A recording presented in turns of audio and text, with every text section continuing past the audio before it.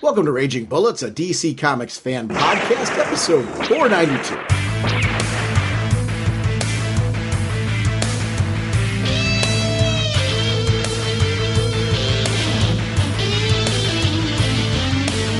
Welcome to Raging Bullets. I'm Sean Whalen, drnorge. I'm joined as always by my co-host Jim, the sensei of the whatnot, Segulin, the Duke of You-Know, and the elder statesman of the podcast.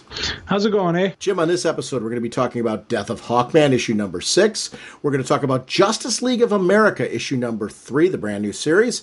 We're also going to talk about Hal Jordan and the Green Lantern Corps, issue 17, and Green Lanterns, issue number 19.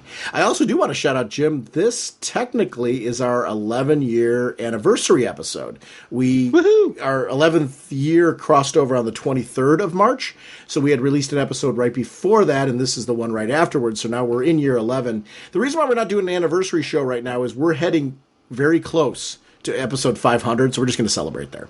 So there's a definite purpose, seeing as we're doing a countdown and 8 episodes, we're going to be celebrating 500. Let's just celebrate there and have a good old time. We are proud members of the Comics Podcast Network, the League of Comic Book Podcasts, and the InfiniteComics.com podcast partnership. Jim, we are sponsored as always by DCB Service and InStockTrades.com. What's going on over at DCB Service? Well, bundles. Once again, of course, DCBS is continuing their support of the DC Rebirth, as well as the Young Animal storylines, as well as the Vertigo, with giving us some great bundles at, of course, 50% off. Yes, 50% off of the selected different bundles, and it's multiple options, the miniseries bundles, bundle 1, bundle 2, bundle 3, bundle 4, all the various options. Check out, see what they have. And again, this is how I do my shopping, and it makes things nice and easy, one-click shopping for me. And some cool, if you're into the variant covers, those are at 45% off of all 54 of the Rebirth variant covers. So thank you, DCBS. Over at InStockTrades.com, they always have the deals of the week, and I wanted to shout out Hellblazer, Trade Paperback Volume 1, 50% off, only $8.49. Teen Titans by Jeff Johns, Trade Paperback, 50% off, only $14.99. Wonder Woman and the Justice League, 50% off, only $12.49. These deals of the week are great ways to get books that you miss right as they're being released at 50% off. So I want to thank InStockTrades.com and DCBService.com for continuing to support our show.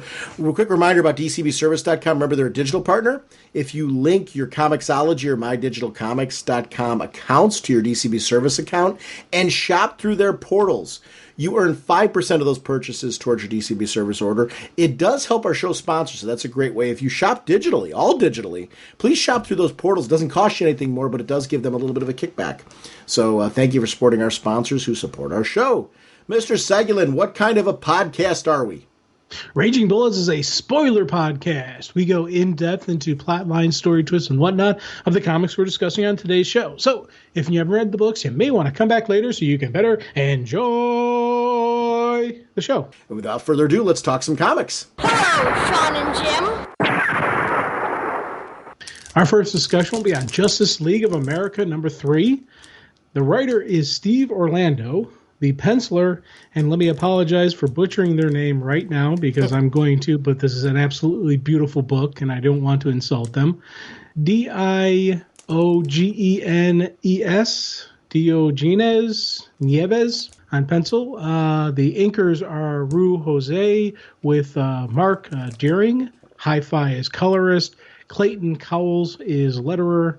Evan Reese, Joe Prada, Marcelo Maidlo for the covers, with Doug Monkey and Will Quintana as on the variant cover. Amadeo Torratoro is the assistant editor, and Brian Cunningham is the editor. Yeah, and I agree with you on your apologies because I would have done the same thing with this particular book. The cover was what struck me because this one just came out literally today, and we're recording this today, and we knew that Justice League of America was on the slate as a book we wanted to talk about. And I'm so glad this issue came out because the cover just says it all. You know, I've talked on this show Lobo, right? There was the new Lobo, then there's the old Lobo, and what was our interest in Lobo? And we were starting to like the new one that was created for the New 52, and I was kind of getting into him and his whole backstory and all that. I'm going to say something. This issue has made me convinced old Lobo just rocks. I really like him on this team. They've made me I've never disliked Lobo. I just never really had an affinity for the character. So it was kind of like one where I'm like, I like him. I get what he's all about. I, kind of get his point and all that. My gosh, is he so much this team's Wolverine at a time where I really want that type of character. And I love him. Love Lobo on this team. The handling, and I think this just shows when you've got a writer who understands the different characters that you have on this, you start to make people a believer. This has been, I'm liking the main Justice League book just fine. So don't get me wrong on that. This book out of the gate has me right now. It's my Justice League book. I'm really digging this 3 issues in on a different level than I'm enjoying the main Justice League book. I don't know why that is. And don't get me wrong. I'm not like saying that the main Justice League book's on the chopping block, but this one for some reason just feels like a different level. I think you mentioned the art. I think the writing. I think it's just a book right now. I'm glad that we've got both of these out because I'm kind of hoping that in some ways this steps up the game for the main Justice League book for me, which I'm enjoying, but not at this level. This is like something different for me 3 issues in, and I hope it maintains this momentum because I'm really digging this book. Black Canary being on the team's a big factor for me. Vixen. You've got some characters that really have had a Justice League role before. Ryan Choi being back. Really digging him in this book. But then you've got Killer Frost and Lobo, who really are sleeper hits, and a team led by Batman and the Ray. I like the new version of the Ray. This is really a great balance of some veterans mixed in with some new blood and a team that, like, if you told me on paper, hey, this is going to be our Justice League team that you're going to be really digging right now more than the Magnificent Seven or whatever you want to call them, I would tell you you're nuts. This book's hitting it out of the park for me right now. I'm really digging it 3 issues in a very different level than the main Justice League title. Yeah, we're both on the same page right now. I'm really digging JLA, and it's funny because I'm kind of in the groove where both the Justice League and JLA both are hitting at it kind of at the same level. That's how much I'm enjoying Justice League, but okay. I'm enjoying Justice League of America at the same level you are. I think both books for me, both Justice League books are really cool. I'm really digging them. And I think JLA hit it faster probably because I'm at 3 where the other Justice League, it's taken more issues to really get the groove going and get the team and and whatnot. But with JLA, they hit it right from the get-go with some action and bam, bam, bam. They're giving us I love Lord Havoc and the Extremists. Yes. I think that was a good choice to start off this team because one, I remember them from some previous stuff, from that mini-series, that limited series they had, and I really dig the team. So I was like, oh, okay. And this is that same. This version has the same feel that I had from the others. I'm like, this is a really good opposition for them, and I like the fact that it's this team facing the Havoc and the Extremists and not the Magnificent Seven. But so it's kind of like what some people would call the B Squad. Well, they're not the B Squad. They're just a different level of hero, and I like the fact that they're treating them as the Justice League. They're just a different makeup of the Justice League. Yeah, I think we're having a similar experience. I don't know. And don't get me wrong, when I'm talking to Wayne about the Justice League book, and this isn't me backpedaling, I'm enjoying that book just fine. This surprised me and blew me away, which I want. When a book's got Justice League of America on it, I want to be blown away. I want to go, wow. And Justice League just hasn't hit that. And maybe it is the pacing that you're talking about. It's just a different sort of pacing. This out of the starting gate made me go, huh? Take notice. Yeah. And I like when a book does that. Kick the door down for me. Make me go, wow, what are you doing here? And with the surprises of Lord Havoc and the Extremists, I'm like, this is the enemy you pull out? Oh, yeah, it is. I love the fact that this explored this idea that they did this on another world, Lord Havoc and the Extremists. They went and they took over that other planet, and in their world, they destroyed it. So what do? They come here and they're replicating it, expecting different results. I love that as the Justice League's getting involved, they're called out by the people of this country who are saying, so what? Okay, great. Another superhero group, the Rebellion. Another superhero group's going to come in. So what are you going to do? The same thing? Now you're going to take over and you're going to handle everything for us? I love that Black Canary was taking a stance on that. Not just Batman. Black Canary was taking this stance on the whole thing of, no, we need to know what you need us to do. we're here to help you. What can we do to help you? I love seeing the way she's written in this one because you and I are both fans when she was team leader. I like that we're getting this. My gosh, has Rebirth benefited Black Canary. I love her in the new Birds of Prey. Love her in Green Arrow. Man, am I loving her here. They're really doing a great job with her in Rebirth of taking this character that I think got lost in the New 52 and was missing some of the things that I really liked as her in character traits. I'm glad that I stuck with her on her journey because I like that the character they did from the beginning now has morphed into this organically.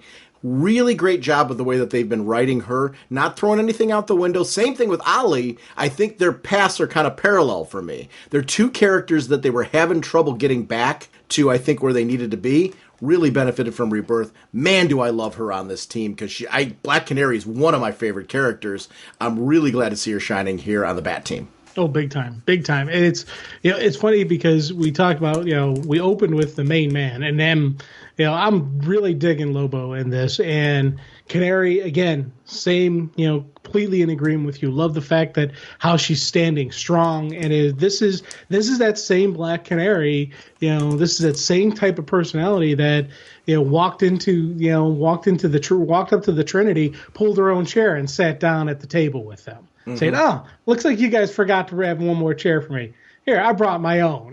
It's that level of confidence. But I tell you, Vixen, Killer Frost, Ray, all of these characters, Adam, of course, my buddy Ryan, all of these characters, they did a great job with building them up and giving us an understanding of who they were.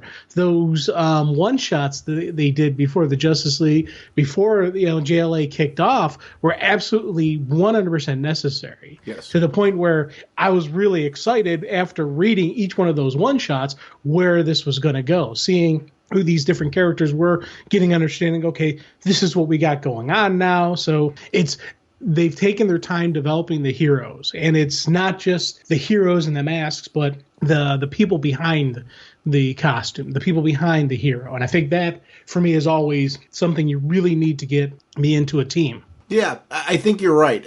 Being able to see them in and out of the costume has been great. I think also it's important with this, and I think maybe it's why it's standing out to me so much more right now. So maybe I am being a little unfair to Justice League. I like it that these are characters that surprise me on a team together. And I like the dynamic. I think there's a real balance to the dynamic. I would love to have sat in on be a fly on the wall, the planning meeting of this book, like while they came up with this lineup, because it's a great lineup. And it's on paper, I'd be like, you're doing putting who together in a book? Are you insane? And I love it. I love that they're taking a risk with this book on the team lineup. I love that I care about the characters. Some of them are characters that are really important to me. Some of them are characters that I didn't know were important to me until I started reading them. I like Killer Frost because obviously you and I are both fans of the Flash TV series right now. It's a character who has some popularity with me. I'm very interested in Caitlin Snow. I like that they're, again, not beholden to the TV. They're taking a character, though, that, hey, she's interesting right now. I'm really digging what's going on with her on TV. We got a character right now who has gone the villain route, who's trying for redemption. And that piece is really, it's funny, this is not the only time in this episode we're going to talk about redemption. And I really like that we've got that with Caitlin Snow, and I believe it. And I like that the team, her and Ryan have this team-up moment. They're called out on the fact that you can tell by the way he looks at you that he doesn't trust you. That kind of vibe's going on. And she's like, I'm okay with that. It's what I'm trying to do right now. And she's really driving herself by her motivation from Batman and the relationship that she has with Batman. I like that about this book. Batman has a danger of, it's kind of the Wolverine syndrome. And Batman and Wolverine both have that same problem where they put them on 87 books. I'm going to be honest. I like Batman on team books. I like what they're doing with him. I like that he's on both Justice League teams. This is working for me. I'm okay with how this is all playing out at the moment. I really don't think the man ever sleeps. Fine with that too, but the writing on this is so tight. I'm a Batman junkie. It's working on this book for me. And he really is the right guy to lead this team with the way that they're interacting with him. And, definitely. And I hope it's given this book notice. Oh, definitely. Batman's the right call in this. I like the fact that, it's not the brooding bat. This is Team Batman. Yes. This is the Bat family Batman who knows how to interact with people. He still has the scary factor going when he needs it, but his interactions with even these people, just these everyday people, where Batman is asking them, how can we help you? Instead of walking in saying, I'm Batman, this is what we're going to do. This is not that Batman. And I like the fact that I can get that, you get that friendly but still scary vibe from him. And especially among the team dynamics. You have different members of this team who have a closer comfort level with him just because of interactions, just because they're more experienced, and or just their general personalities. They'll have a more comfortable feel with it. I like how each one of these different characters is interacting with him, as well as the outside universe is reacting to him. Yeah. It's the way they're handling Batman in Rebirth is he's a character who I think has, with his whole storyline with Scott Snyder, his whole death and coming back to life and everything that happened with that. I think the Batman that they've crafted now is a really great evolved Batman that I think matches today. He's, I was a big fan of the 70s Batman, and the 70s Batman was the Caped Crusader. He was more in the public eye, and he was the adventurer, and he was doing stuff like this.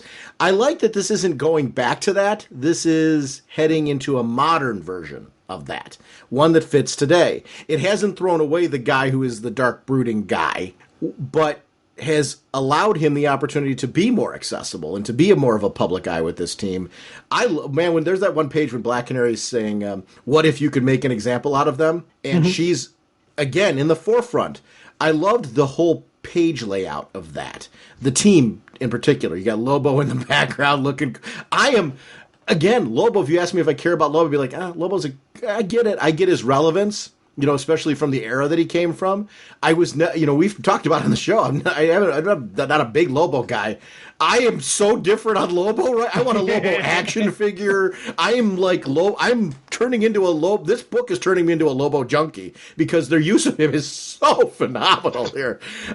Vixen with Adam on the shoulder, Ray. This team, really, there's something exciting about this team.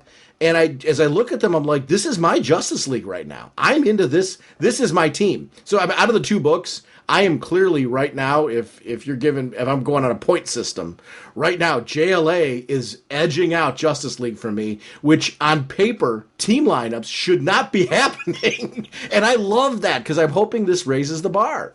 This is what I want from a team book right now with what these guys are doing. I love seeing them have these. They're being called out on the fact that, okay, you're standing there as the Justice League and you're, yes, another superpower group that's coming in. What makes you different than Lord Havoc?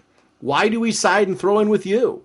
That political piece of this and the fact that this is something where they have to be careful. This fits the strategist that Batman is. And I like seeing Batman in this role where you see him leading this team, letting the team members, as appropriate, take their own stance. He's really empowering them. Batman, for the criticisms he gets as being like a mentor of heroes and things like that, it's so totally unfounded. He's crafted some of the best sidekicks into being top tier heroes in the world. If you take a look at them team, and then you take a look at the Outsiders, you take a look at this team and his role on Justice League when he is on a team, and what's going on in Detective Comics right now. When this dude is on a team, the team just gets better because of their involvement with him, because he facilitates these lunatics.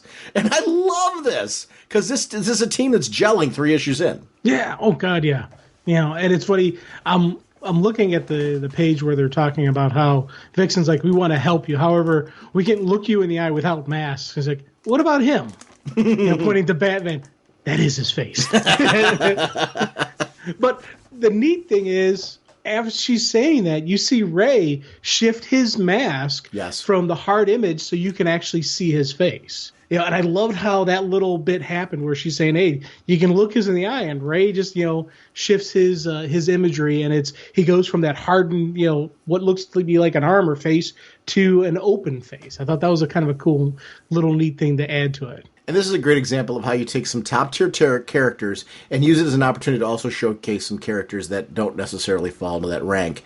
I hope this does not wind up being, just because I feel this is a top-tier book right now, I hope this does not wind up getting lost in the shuffle of it's not Superman, Batman, Wonder Woman. You know what I mean? Right. Having Batman on the team, I think, is phenomenal for this team. I love the fact that, to me, Black Canary is also a top-tier character. Vixen's more well-known, but that's when you start getting into your B tier. Vixen, and then, Ryan Choi is actually, the secondary, quote-unquote, Atom. I love that he was the choice on this team. The Ray is a character who I've always loved. Lobo and Killer Frost, putting these characters together, it just seems like, what are you thinking?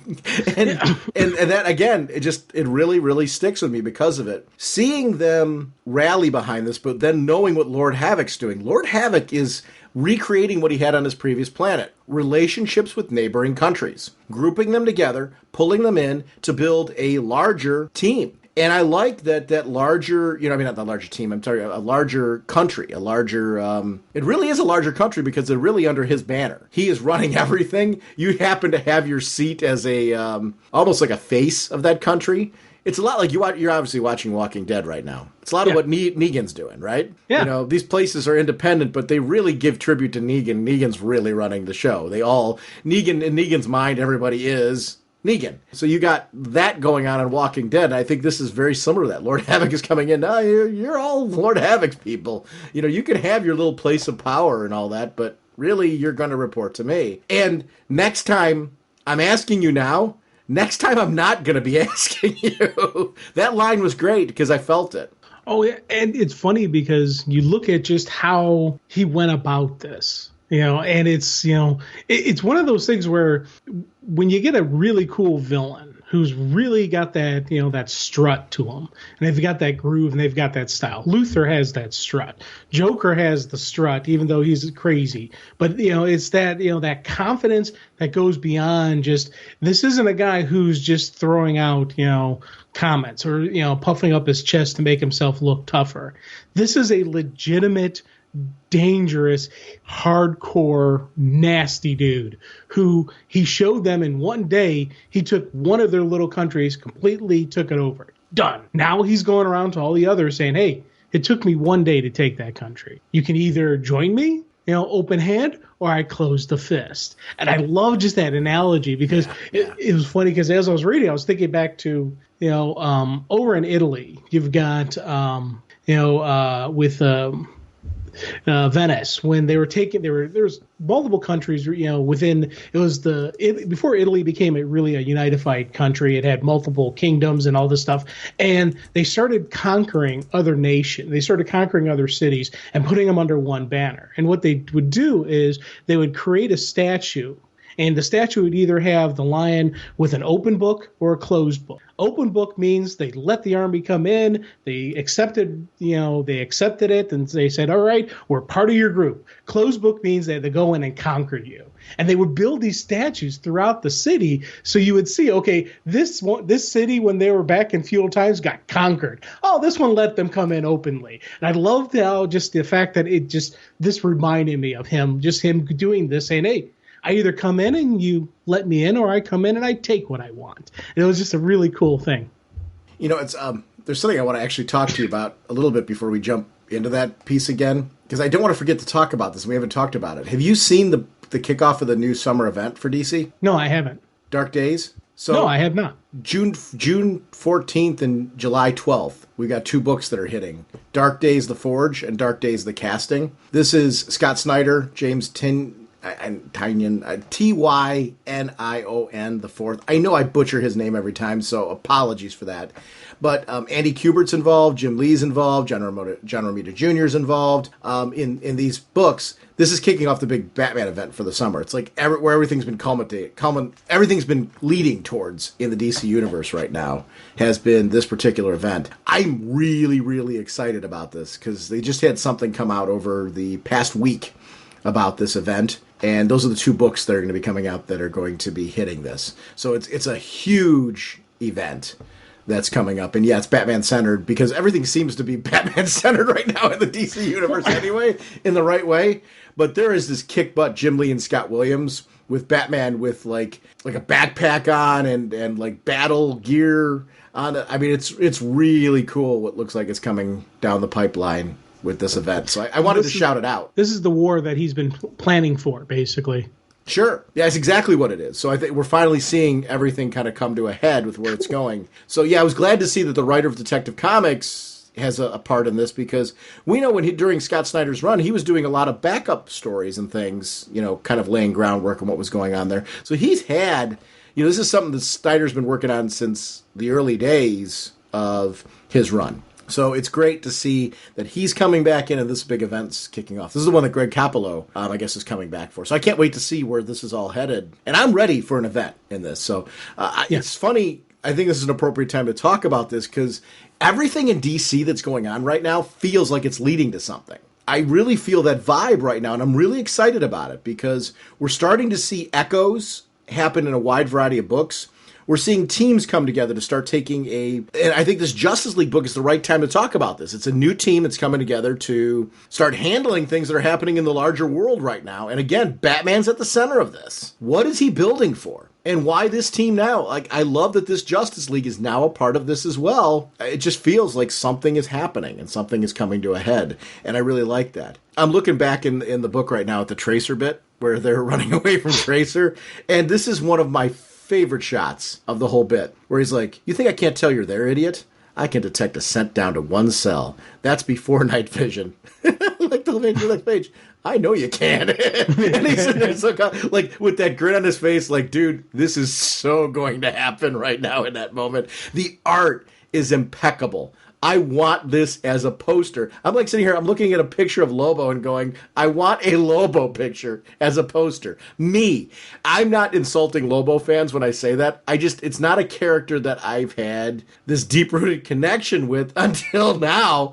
I am Lobo happy at the moment. He is so great here. Like that one shot, I'm like, yes, he's my MVP in this book. Lobo. Where does this come from? I'm just loving it. The layout they did with this was awesome. Yes. Full page spread with the black backdrop. Just Lobo. Boom, everything in there. But even just I tell you, man, this art team and this writing team. Again, this is a team where we've got some really good cohesion between the writing and the artwork. They're both working on, they're both firing on all cylinders. When I did my regular read through, I was enjoying it. Then I go back through and I do my art read through, and it still tells the story. Just reading the images, you know what's going on. You can see the battle, you can see the damage, you can see the gore, and you can see just those cool moments where you're like, oh yeah, this is going to get good, And this is one of those art scenes where you're just looking at it going, oh yeah. He's about to get nasty. Yeah, this is a writer when he's on books. I mean, he's doing quite a bit with DC right now. I love that this writer's just really hitting it out of the park for me on everything that he's touching. He's doing that Midnighter and Apollo. I mean, he's doing all kinds of really cool stuff at the moment over at DC. It's funny how there's certain writers that are a part of this new DC blood that are really doing some interesting books. He's done the Midnighter series actually most recently, the one that was published by DC, which I really quite liked. So he's a writer who's definitely that one that spun out of Grayson. Mm-hmm. This is a writer who is writing books that I'm really enjoying right now from DC. I'm glad that he jumped into this big, more... You kind of graduate when you're doing Justice League of America, right? I mean, that's like a big book to be doing for the company. And I'm glad to see that this book out of the gate is one that I'm so excited about. Because a lot of times the secondary Justice League book feels like a secondary Justice League book. I like that the reverse is happening with this for me. The team lineup, this should not be feeling like this particular book, and it is. I love the breakdown. Definitely. Oh, I'm sorry. Go ahead. Well, no, I was going to say definitely, and I love, we've said this a couple of times now that on paper, this shouldn't be as cool a book as it is. On paper, this should be a second tier Justice League. But to me, this is not the way they're handling them, the way they're handling the characters with, again, it's a beautiful balance of experienced, hardcore badasses, some newbies who have some potential to be really great heroes who they don't know their way yet. They're still learning the path. And of course, it's got Batman. So you've got this nice blend on this team. Again, they're handling them so well that this is not a second tier team. This is not a B squad. This is a Justice League of America. This is a Justice League team that deserves that name. And I'm so happy that we're getting that from this team. It's funny, as you've been talking, a lot of times I've been nodding my head, forgetting that, Jim, you need to speak. I'm getting caught up in the moment going, yeah. And I'm like, Jim, speak, I like the way that they took the various members of the Extremists and used it to spotlight the various members of the team. One of my favorite was the Ray and Dreamslayer, because it wasn't your typical fight. It was Dreamslayer was saying, listen, I'm the most powerful member of the team. I know it. But I also know that we did this before, and we're doing the same thing again and expecting different results, and it's just not going to happen. And it was interesting to see a quote-unquote villain laying all this out and how he's scared of the fact that I like when characters who have immense power acknowledge the fact that their power can scare them. Seeing Ray listen to him and kind of go, listen, I know what it's like to have power inside you that you don't understand. I think you're right. We don't need to fight. And it was interesting to see that situation de-escalate. I want to see the follow-up to that. I really loved the pacing of that particular piece. It just meant a lot to me. And I liked that it was Ray, because it was great to see the Ray have that kind of that spotlight there. He's a character who I really dig. Now, you know him from Freedom Force. Right, the Freedom Fighters. Or Freedom Fighters, I'm sorry. Freedom Force was a video game. I'm sorry. The Freedom Fighters, yes, which we were both fans of. You never really knew him as a solo hero, though, other than those spotlights that they did. Other than spotlight stuff, Ray is a character that I do have very little knowledge on. And again, it's one of those things why I liked when they did that one shot for him. Because, this Ray character, this person who is the Ray, this version of him, I like the fact that, we saw him as this kid who couldn't go out, who couldn't interact with people, who couldn't have any of that personal connections. But you also saw him watch those classic hero type movies. And in his head, this guy is going to be one of those, one of the heroes who walks in the light. Granted he's a light power, but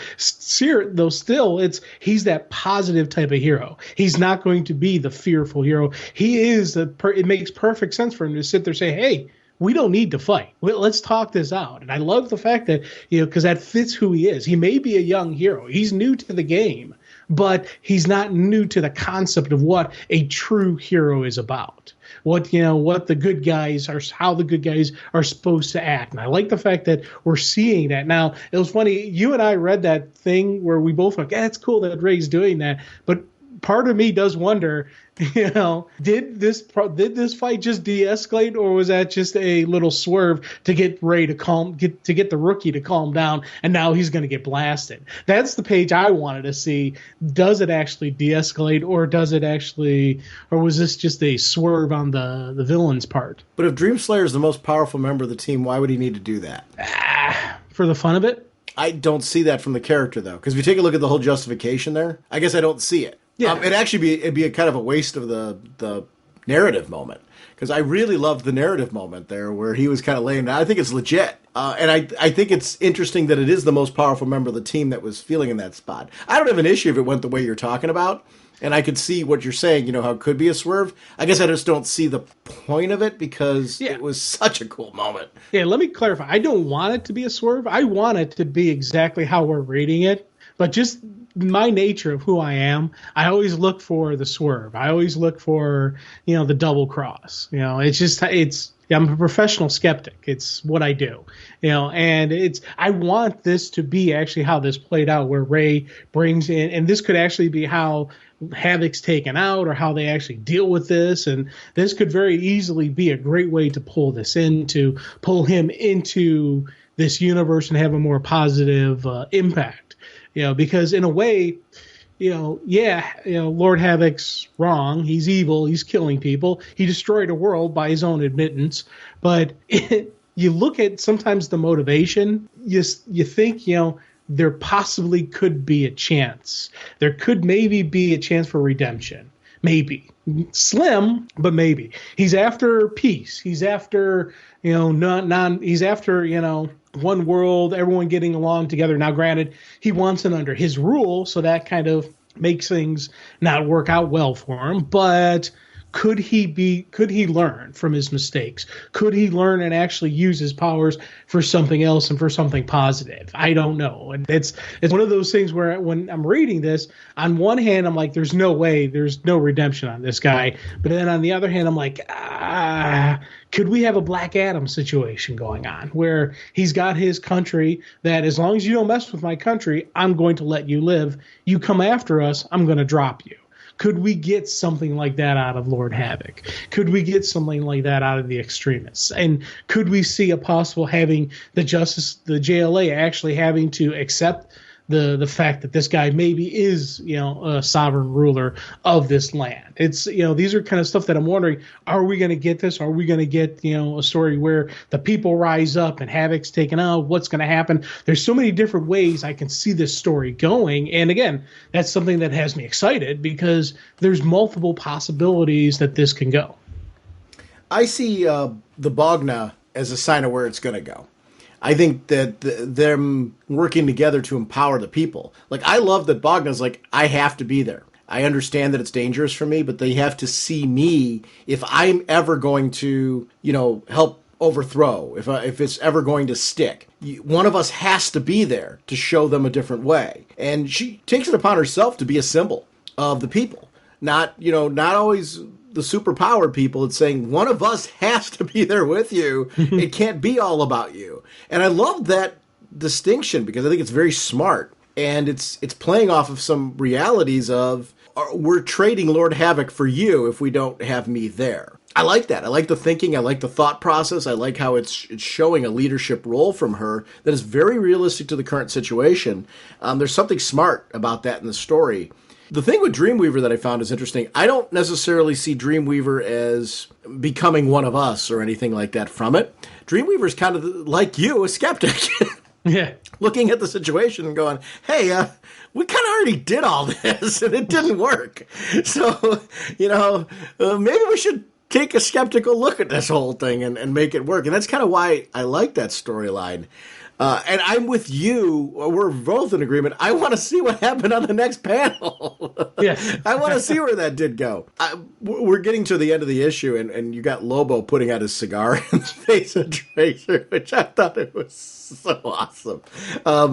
And we get to this bit with Lord Havoc where, Lord Havoc's very confident now. He has built his grouping of countries together, his own, larger nation that he's crafting here. But as is typical, when he's doing his little speech, in comes Batman, takes the shield away, and is basically saying, surrounded? That's when we're the most dangerous. I love the use of Batman in this issue, because it wasn't all about Batman. It was spotlighting the other characters. We know who he is. He vanished at a certain point that was not a throwaway. It was leading to this moment where he was positioning himself to take advantage and to just be Batman, where he just pops in and goes, hey, right here, I'm the dude. It's such a great, well-written, paced issue. From start to finish, I really thought issue 3 was just really well handled. Great showcase of a wide variety of characters. I feel like I'm knowing this team more. Where I think there's a danger when Batman's on a team of having too many Batman moments. He works better in the shadows sometimes. Let him be that guy that does that.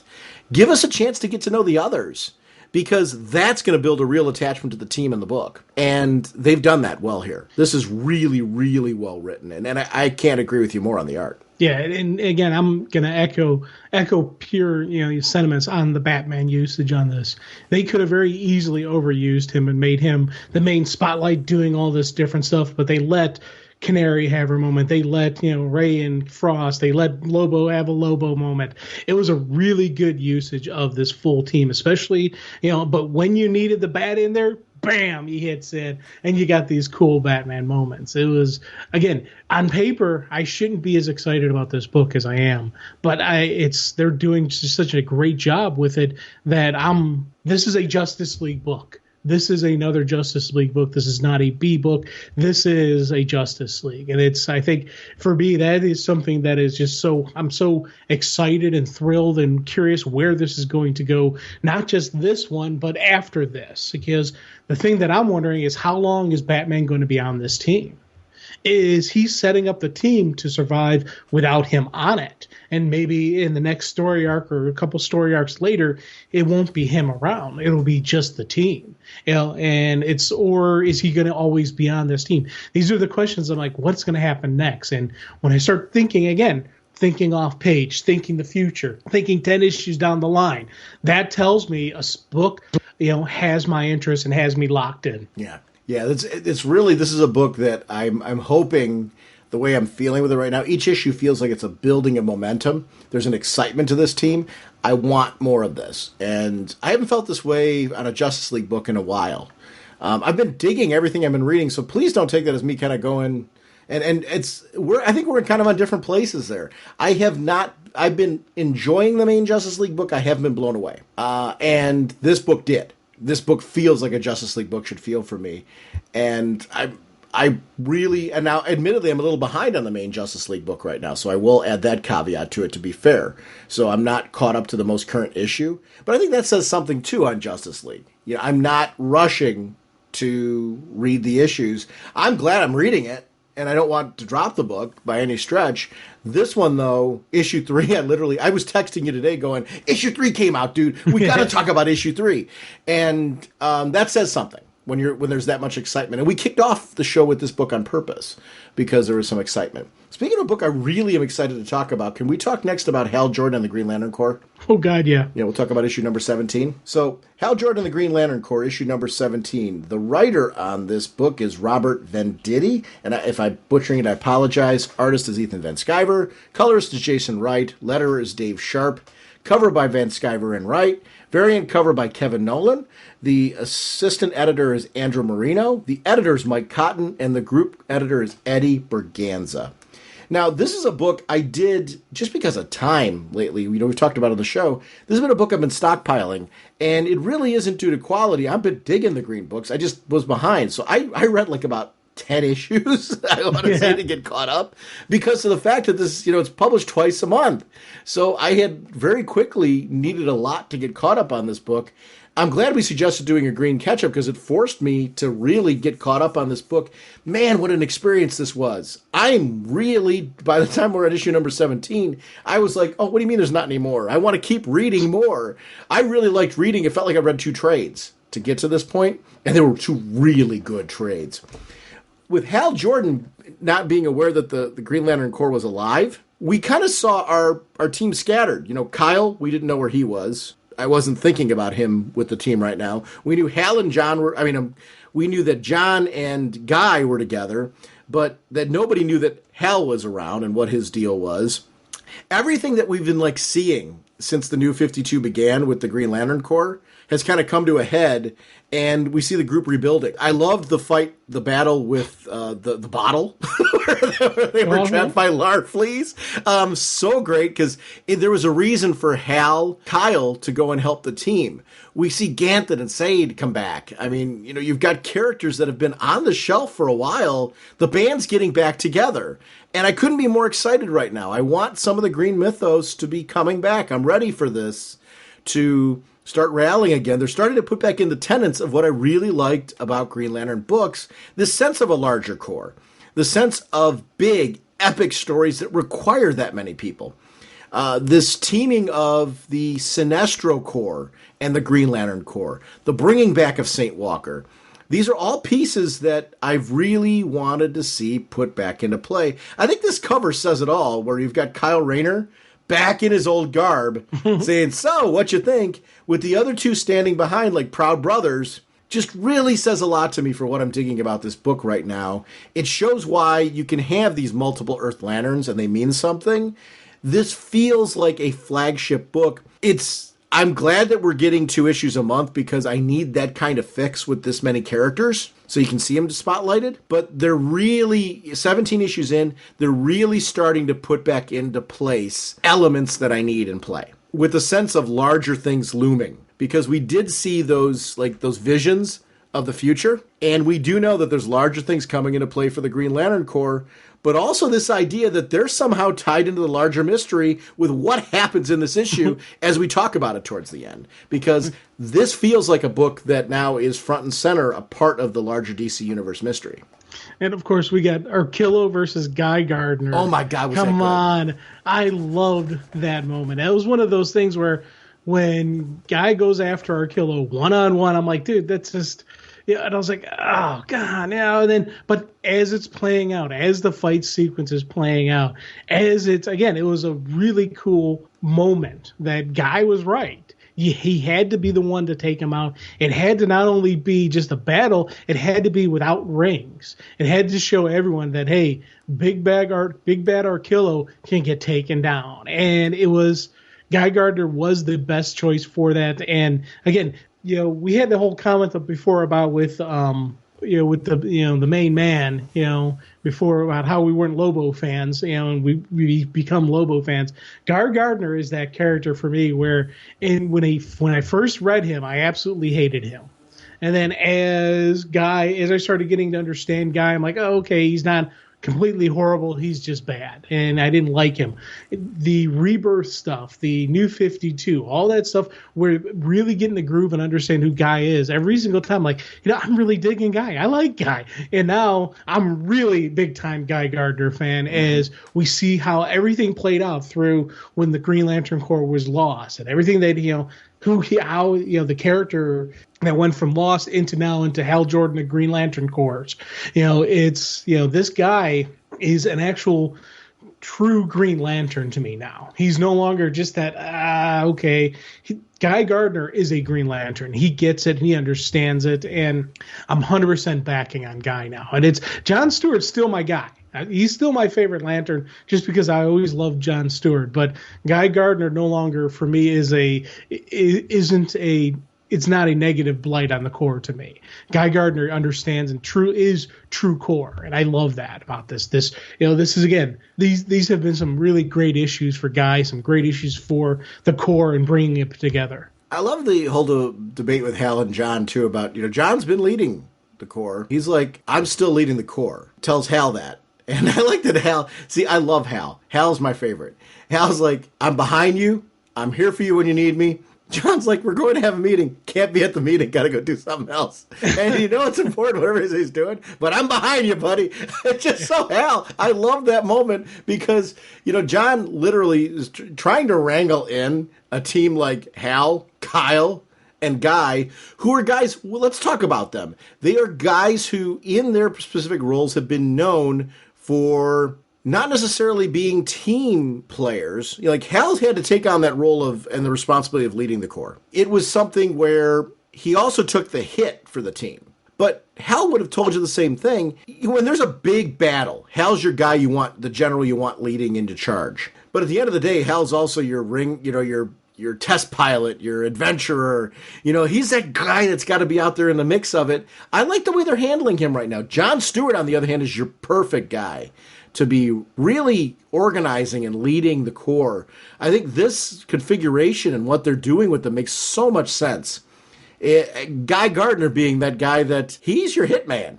Putting him in there, and he took the hit for the team knowing full well that if he jumps into that sequence with Arkillo, it sends a powerful message to the Sinestro Corps of one of our lanterns took down your guy, knuckle to knuckle. You want to join up with us. You want to follow where we're going because you want to be on the team that guy's a part of.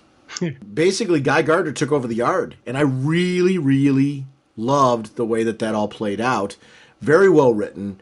I'm glad it paid into Guy Gardner's history with his dad and the abuse there, and how that was kind of his way. I felt as a reader, we got to know Guy Gardner more and rally behind him. I'm with you. There were times where I go way back with Guy Gardner, back to the time he originally took the ring from Hal. Hated him back then. And he's a character that he used to be on the Justice League in that era where J.M.D. Mateus and Keith Giffen were writing the book. And I loved the book during that era, but I wanted to see Batman punching Guy Gardner. Yeah. That was kind of the thing that I wanted out of him because he was such a jerk. He's evolved. And he's become a character who is that same guy who went through all that, but he's become and evolved into something more. And that something more that he's become is very interesting to me. And you're right, that last issue, Spotlight, the battle, the fight between the two of them, I love that he was wearing his old warrior garb. It was a very, very smart battle and a very smart way to fight this. So much is going on in this book, and they give a Soranik and what's going on with her and the Yellow Lanterns. I love that being folded into this book because I find her a fascinating character. One of my favorite newly created Green Lanterns. I mean, in recent years, she was created in the Green Lantern Corps book when that book launched, and what a smart character. One of my favorites, and I'm glad to see her here with the Yellow Lanterns. I liked seeing her reuniting with her sector partner. Yeah. And how they're still friends, even though other people don't necessarily trust her because of her choice of yellow. Yeah, see, that was something that I didn't know how I was going to feel about that. Yeah, and that was something interesting because when Guy was in charge of the Reds, and he was like use that rage for positive, use that rage against the anger, rage against injustice, and use that rage of the Red. I'm like, yeah, I can understand it. You can make sense, about how using rage for a positive thing, but the use of fear for a positive thing. And I like how they've done that with it, where for her, it's like the fear of a person, of her not being able to save someone, the fear of a society, of injustice happening, the fear of a criminal getting away, and using the fear that way. And I like how that concept, how they're using the fear still. They're still driven by fear, but it's not just I'm going to scare you fear. It's a fear of injustice occurring, fear of this. And I thought that for me was a kind of a really cool way she's manipulating the fear. And she's uniting the Yellows for a common goal of we're going to protect this universe. We're going to be the Guardians we claimed to be before, but we're actually going to do it now. And I like that. Yeah, and that's the piece that, again, is another part of the evolution. When they're all around Guy's bed, I love seeing the brothers, because, I mean, you and I, one of the things that we've always had in common is the importance of our friendships to us, whether we see people all the time or not. Our friendships have been something that, we've got friends that are like brothers. And this reuniting of this crew, I think, is so what our experience is when we reunite. Whether you've seen people weekly, monthly, yearly, or multiple years have passed, we're lucky enough that we have friends like this, and you have this experience. I always reconnect with these moments when they take characters like this and write them so well, because I would argue that our friendship group is just as diverse as this misfit bunch. And I actually find comfort in reading those sequences and how well they're written for that particular piece. Oh, definitely. And it's I love the fact you throw out their brothers, because this crew right here, that's, they're beyond friendship. There is a brotherhood there. And it's a lot of times especially when you're dealing with law enforcement, when you're dealing with police, they'll throw out the term, brothers in blue, and this is our family. And this is, and there is a bit of, where there's only one person who will really have my back, and that's somebody who understands where I've come from. So the Corps itself has this brotherhood type thing, yes. But these characters right here, in and out of uniform, in and out of with or without their rings, these four guys will 100% have each other's backs. And I love when you get these lighter, funnier moments between them, even though there's some serious undertones going on. Now, Tomar 2, going after, with his serial killer partner, or mass murderer partner, going after Romat Rue. I really liked the pairings that John did, the strategic pairings of the hunting down and capturing, and either having them turn or not, the Sinestro Corps members. That makes perfect sense why you would do that. There's an opportunity to allow them the same path to redemption that their brothers and sisters have taken. And for those of them that won't, we're going to have to lock you up and put you away. Very interesting how that piece is playing out. It'll be interesting when Sinestro does come back, how this is all going to come into play. The White Lantern finally encountering the Guardians. Who are they trying to resurrect? Did I miss that piece? Yeah, I was a little lost in that one as well. They're searching for hope. They're searching for I thought it was trying to bring back the Blue itself, trying to, bring back, the Blue Lanterns? Yeah. Okay, because that was the piece where I think because it didn't go the way they wanted it to, I wasn't sure if there was ever an identification of that piece. I think there. Okay. I think what this was is they're kind of hoping Kyle could use St. Walker and act as a beacon to throw out to search for more Blue Lanterns. Yes. Because there's only one Blue Lantern left now, and I think they're searching for hope in the universe. Yeah, and kind of seeing how that all played out. Oh yeah, things did not go well for them, and again, it was blocked by an outside party, which again ties into this whole big bad of the great universe. So that again, there's a lot of different people who are accessing that particular storyline. Yeah, I want to know who blocked it. I want to know what that looked like. I can't wait. Honestly, there's a story to be told. Well, I took it was Watchmen. It was Dr. Manhattan. In the Green books, that doesn't always apply. Right. Here's the thing. First of all, I think your option is very possible. So let me clarify that. I was thinking the same thing, but then there's so many larger cosmic beings. Is it that, or is that a swerve? To your point, are we meant to think it's him and it winds up being somebody else? I don't know. I'm interested. And it was a great way to... I felt like that this was a part of the larger storyline and we're going to see something with that. Was he trying to keep this controlled? And maybe. I did like at the end, though, that it turned into Kyle getting back his Green Lantern costume. I've always been a fan of that costume. I read Kyle's Green Lantern run, most of it, when he was in the costume and really greatly enjoyed the book. So it's nice to see him brought back to the forefront as a Green Lantern. I can't wait to see how they use him. That's something that's really neat about this book. I think there's so much going on in the Green Lantern books that there's an opportunity to spotlight a wide variety of characters in these epic space opera stories. Yeah, I digged them splitting up the White Ring. Again, it was the White Ring was cool when they had it, and when how they brought it about and how everything came about. The fact that it was Kyle who actually did it, but I think that story had gone full circle. Agreed. And it's time to bring him back into the green, and this was a great way to do it. Now we've got Kyle, the Green Lantern, partnering up with the Blue Lantern, and I'm assuming they're going to go out and they're going to start searching for hope. And it's going to be these two going out into the stars to try to rebuild the Blue Lantern Corps. I'd love to see that. Honestly, great choices to see them go out there together, to see St. Walker and him team up and what that means. I like the idea of this book having various missions going on because I think that's how you spotlight people. There's not one thing going on. One mission's leading to another one. That one mission's coming to a close, another one's coming to the forefront.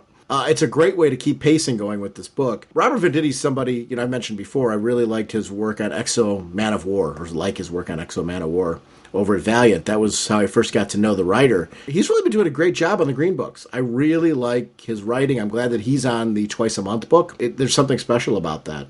Now, this tender moment between Guy and Arkillo. I tell you, again, Guy Gardner, he's got that character. He's got the multiple levels to who he is and what he's about. I really want to see Guy Gardner and Arkillo as partners out there on the beat. Just because, one, I think the dynamic between these two would be hysterical, but also I don't know if Arkillo is completely accepting the defeat. I'm thinking he's going to want a rematch. And when that rematch happens, I so want to see it. Even though he yielded? I don't know, man. I think it's one of those things, he yielded in a way that tells you, okay, he's accepted Guy. But when you're a guy like, think about just who Arkillo is. Just, that's a hard pill to swallow. Down the road, he may change. Like you mentioned, what's going to happen when Sinestro comes back? How's Sinestro going to deal with him? How's he going to deal with Sinestro? These are stuff that I really want to see. And again, it's not going to be next issue. It's going to be 10, 12 issues down the line. It's going to be after, some big events that happen in the Green Books that we're going to get Sinestro back. And we know he's coming back. Eventually, somehow, he is coming back just because he's Sinestro. you can't keep a good bad guy down.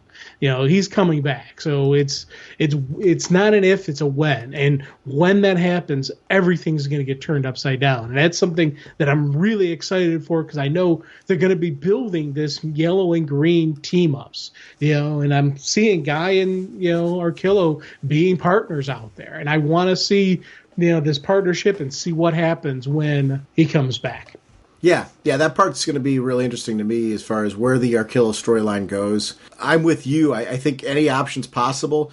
I wasn't thinking of the two of them teaming up, except there was part of me that was like, well, Guy kind of having this moment with him might lead to it possibly being the case. I'm all for it if it winds up being the situation. Because you see that Arkillo will at some point turn and go back to Sinestro. I mean, that's kind of the way. Or Welly. I don't see that. To me, the more you talk about it, the more I'm like, man, there's some really interesting storytelling options from that do excite me.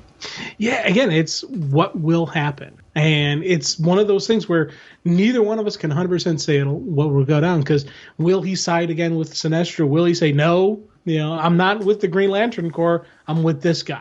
I've got his back. Will there be that friendship between, will this massive heated physical rivalry these two had turn into an actual, that mutual respect for one's enemy, and actually turn into a friendship? Or will everything just completely get thrown out? I don't know. And that's exciting. That's the part of the storyline where when you can't predict it and you see a lot of different options and possibilities, that's when a storyline gets fun. And that's where the writing, I think, is multi-layered in this, and I'm really, really digging it. Our next discussion will be on Green Lanterns, number 19. The writer is Sam Humphries, with art by Ronan Cliquet, Cliquet.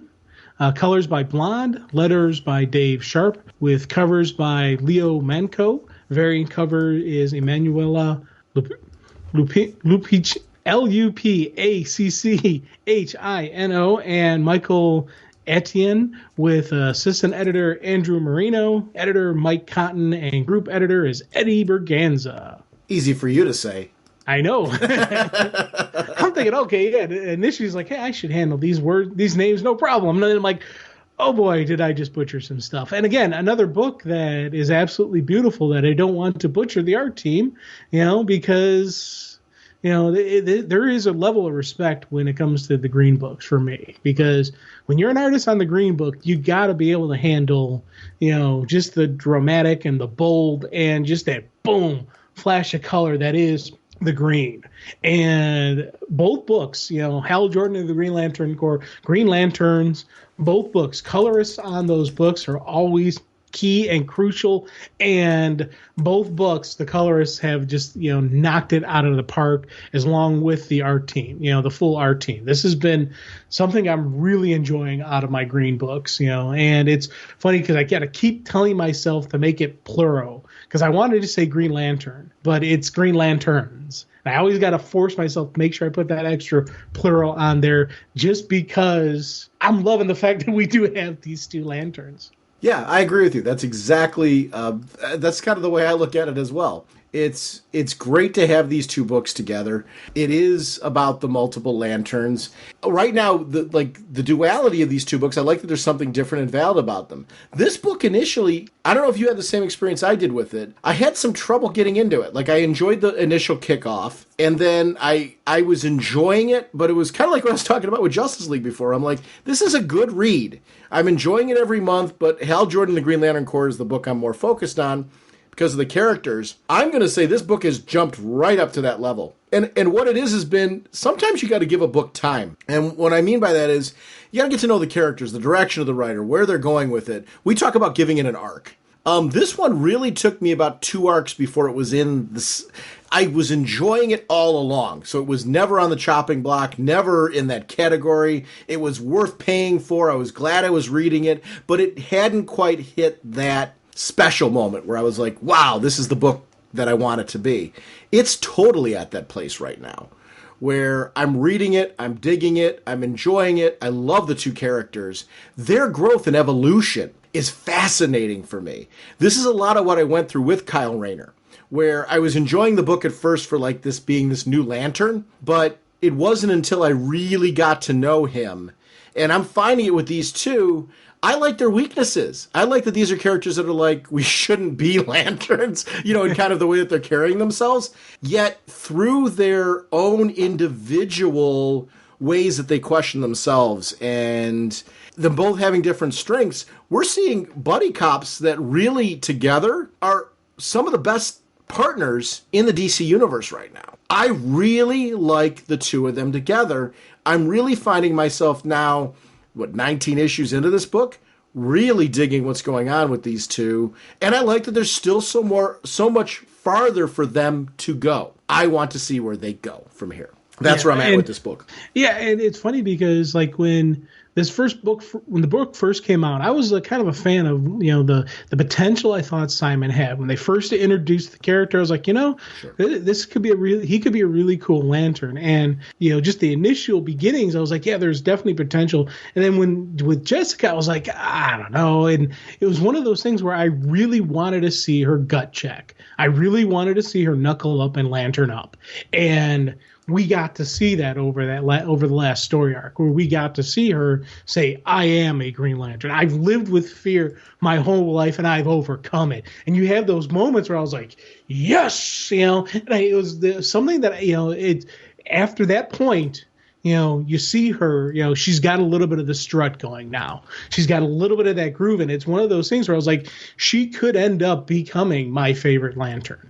I could see down the line her taking that top spot for me just because of what she's been through and how she has overcome. She's had to deal with anxiety and fear her whole life. And I can understand that because me as a person, I've got a lot of quirks and anxieties that I constantly have to deal with just on a personal basis, just interacting with people and whatnot. So I can understand where she's coming from, and I can appreciate, the path she's going. And it was kind of cool to see her actually have that moment where she says, this is it. I am a Lantern, and so, but again, it's something that had to occur over time.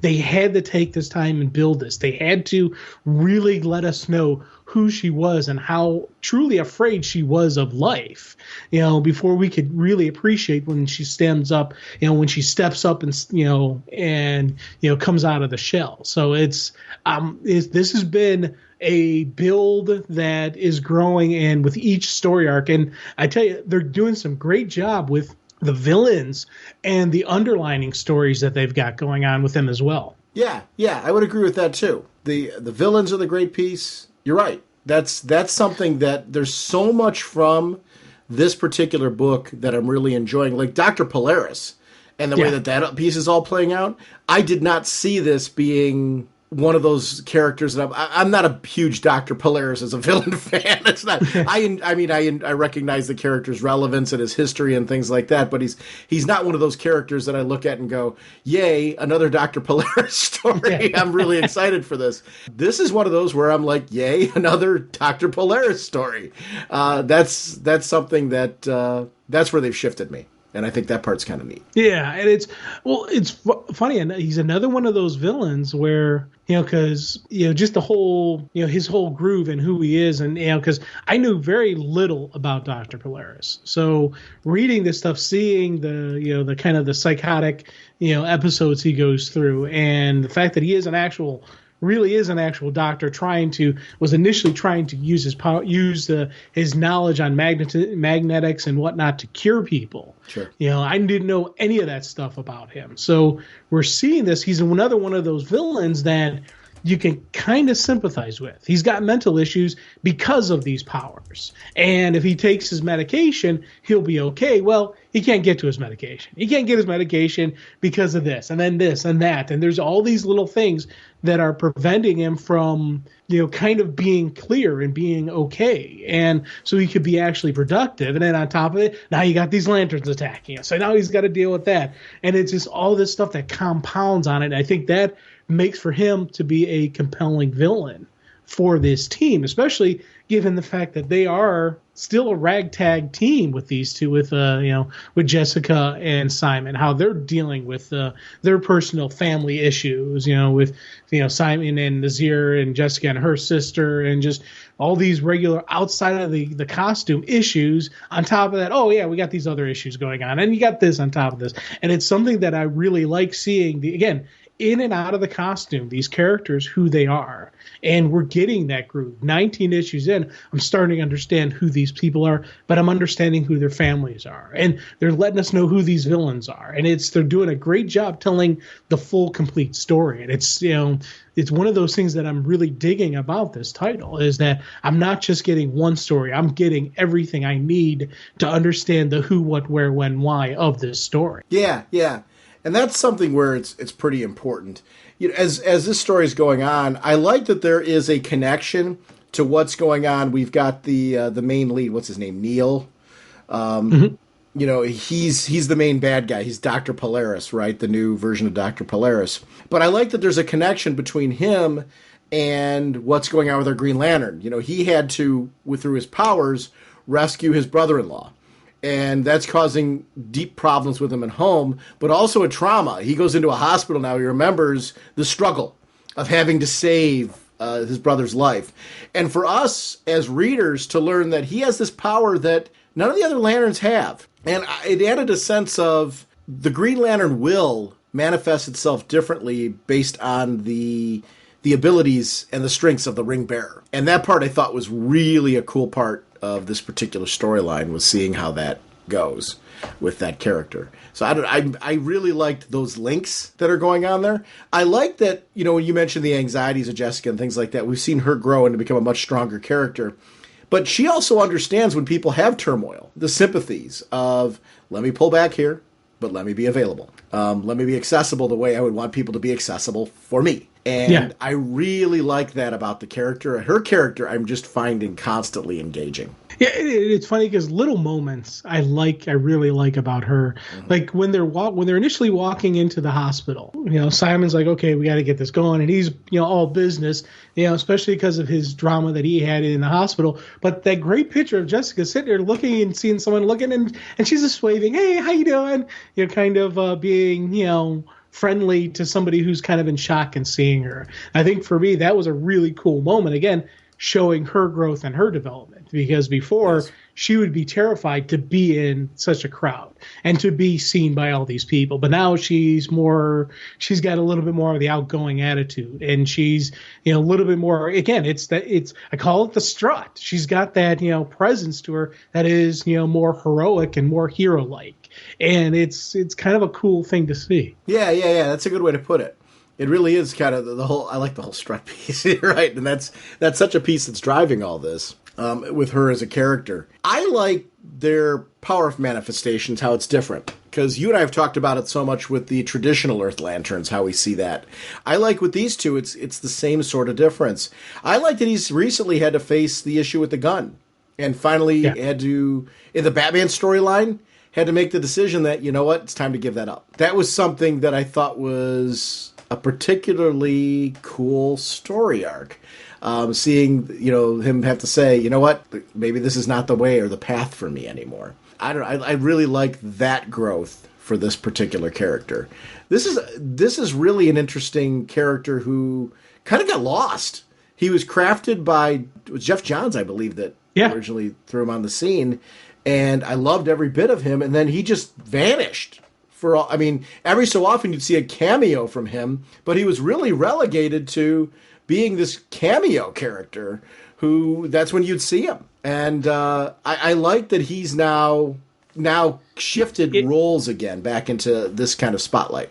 Yeah, he's the main Green Lantern for Earth. Well, the two of them, but in a way, it's when you see him in the dynamic on the Justice League, and you see him a lot, he takes the senior lead. Yes. And it's, especially when they first started, he really was taking the senior lead because he's thinking she can't handle this. I'm going to be protecting her. Hey, I'm going to have to cover her butt. And, and I loved how he went from having that to recognizing her strength and to recognizing the need for a partner. And these two are becoming partners. And again, this is a story that was told over these 19 issues where, you really see him grow as a partner and as a team with these two.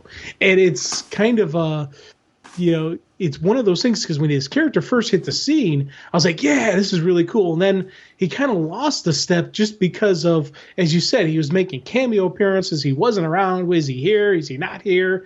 Are they going to erase him? No, he's still around. And his personality was just, kind of a jerk, and he was losing it. And then they've allowed him over these past issues to really grow as a Lantern, grow as a person, and show us this who he is and what kind of guy he is. I'm curious for me to see what's going to happen with Polaris's, family, that he's trying to save, because we've already seen Simon do the impossible. Yeah. Will he be able to do it again? Is this something that he's going to be able to do? Will he be able to save him, or maybe do a tag team with Polaris to fix his brother or something?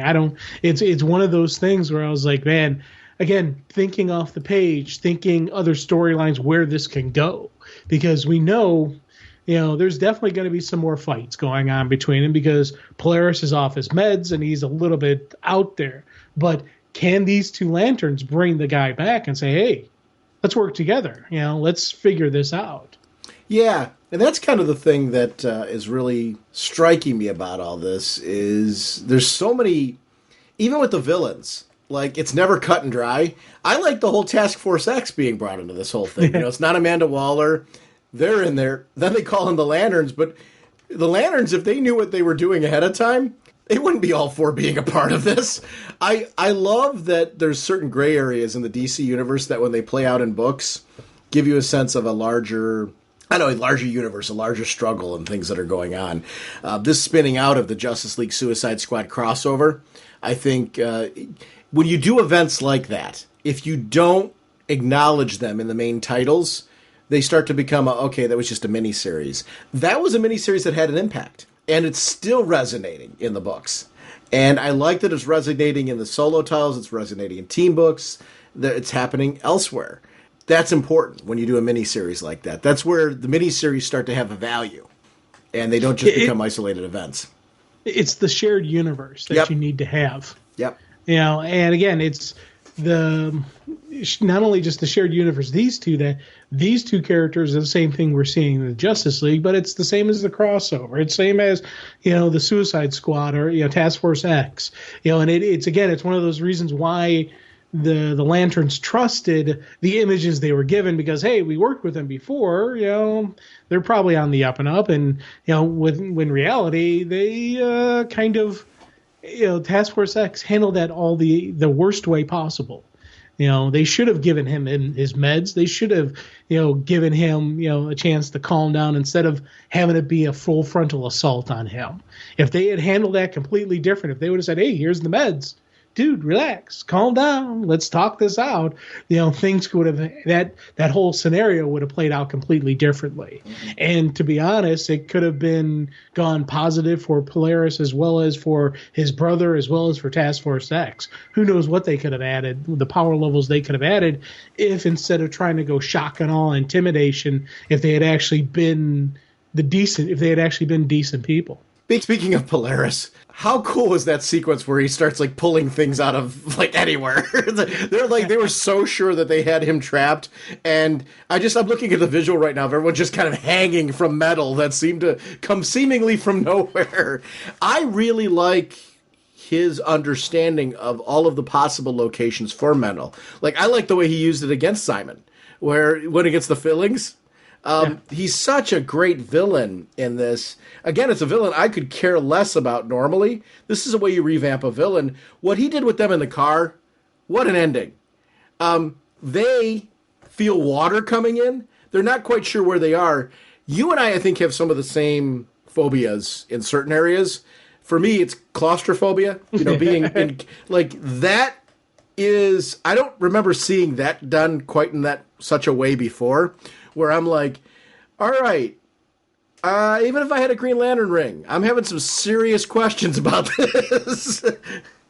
Yeah, that's going to be a tough one, and it's like, well, it would be tough for anybody but a Green Lantern, because you think about it, they can build the energy shields that survive space, so they'll be okay in the water, but it is a matter of getting out of there. And I agree with that. That's the part where I think the claustrophobia comes in. It is, how do you escape that? And I know, they're Green Lanterns, so they can go out into outer space, but it's still this sense of, Well, and again, think about just Jessica with her issues. She's going to have an issue with that. But we've seen her gut check, we've seen her knuckle up before. So I'm thinking that's something I want to see these two just bam burst out of there, come up, swinging and ready to go. But you talk about Polaris, and first thing that always popped in my head was Magneto. Just he's got that same level of master of the environment that Magneto used to do some really cool stuff, with his power. So I'm very happy with this power level that he has. Again, I don't know if this is how he's always been, because I honestly do not know anything really about this guy. But this character right here, I'm digging this guy. I want more of him. Yeah, and honestly, I'm not, as is very clear from this discussion, I'm not the biggest Dr. Polaris aficionado, but I like this version of him. They're doing a great job with this character. So I know this book has really grown on me as being now another. I feel like the two Green books right now are giving me everything I want from Green Lantern universe right now, which this one took me a little longer than the other two. Because, you can be Hal Jordan and John Stewart and all those guys in a book. You got me. That's easy enough. And I'm talking, when I say all those guys, I'm talking about the whole core. I really like the concept of the core. You and I are very similar on that end. So, putting them all together and going on that end, yay, no brainer. This one started out strong, first couple issues. And then I settled into it and I'm like, I'm enjoying it. I'm enjoying the ride on this one. And that was kind of where I was for the first arc and a half. Then the second arc is really where it started to click for me. It was, all of a sudden just had this moment where I'm like, oh yeah, I really care about these two. And I mean a lot. So I'm glad that this book's hit that point for me. And it just shows that I've really enjoyed Rebirth as a concept from the get-go. I think they're doing all the right things right now. And I think that they're building some really cool foundations to bring back, a lot of basic tenets of DC. They've got me excited for a big summer event right now. They're excited for the future of DC with bringing back the Justice Society. We know that's going to be a thing, right? I want to know more. There's more. What does the Legion look like? Because we've gotten hints of that right now. We've got the Legionnaire here in present day. So I want to know all of those pieces as well. So, there's mysteries going on in the larger universe that I want to see play out. The Green books are going really well. Is there a Green book? Okay, let me ask you this. We've got 2 Green books right now, so we've got 4 issues a month, right? Mm-hmm. Is there something else you want from the Green books right now? Because I know when we talk about sales numbers, I know that's something, I don't follow them that often, so please, anybody listening, take that with a grain of salt. I read the books. I enjoy the books. I do, I take a look at the comic book news sites just like everybody else, but I do it on a kind of a sporadic schedule. I did see that the numbers, at least at a point, were not great for at least one of these 2 books, maybe both, compared to previous numbers when you had, the teams that were on it. So take that with a grain of salt because I haven't followed those numbers. Do you think there's something missing from the Green books right now in your estimation as a reader? Would you like another book? Would you like something to be back in these books that aren't there? Is there something for you that's... Because I'm not having that experience. I think right now these 2 books that are out there, I'm like, no, this is really satisfying right now. I don't know that I need another Green book, and I'm really enjoying the product that they're giving me. I think they've hit a stride now with both of these titles where they feel like top-tier titles to me, again, with a lot going on. That's my take. You and I typically, while we have a lot of similarities, we also have different takes on it. Where are you at? Well, it's funny. If you had asked me this question, 4 or 5 issues ago, I would have had a different answer. Because right now, no, I'm good to go with this. I'm seeing 2 Lanterns here who really are impressing me. Who, as I said, Jessica's got the possibility to take over the number 1 spot for me. That's how impressed I am with her character and her character growth. A couple months ago, no, you wouldn't have had that kind of reaction from me. I'm like, They need the gut check. Come on, they need to knuckle up. Come on. Your lanterns, do your job. I was really feeling that way towards these two. And then same thing over on Hal Jordan of the Green Lantern Corps. I really needed, the Green Lantern Corps to come together. I really need them to actually, once again, be the Green Lantern Corps. And we're getting that now in that story. So this has been something that it's built and it's grown, and it's giving me again 2 really awesome green books. The only thing I'm missing is Badge. I want some Squirrel, man. Come on. Squirrel. Like on a bun, or like in the book. I want it in the book, man. All right, I didn't know where we're going with this. It's like Yeah. Well, Squirrel is a little bit high in cholesterol, so I can't eat that much of it. So. Well, there's not much to eat.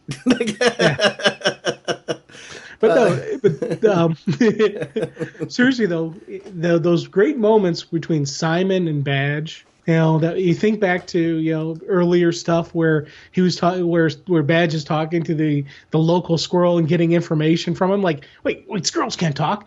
You're just not listening, and that whole debate of, was he actually able to talk to the Earth squirrel, or was he just making it up as he goes along? And he's a character that, I'd like to see other Green Lanterns interact with these two. It'd be kind of neat. And Badge is the character that I really would like to see, just because he is so dramatically different than them, that it's this squirrel with a ring. That I'm like, I think they would be kind of he would be a neat third person to add to this team. Yeah. Ooh. Oh. I when you were saying it, I wasn't thinking of it that way. So you're saying you would like this to be I like this. Simon, Jessica, and Badge. Yeah.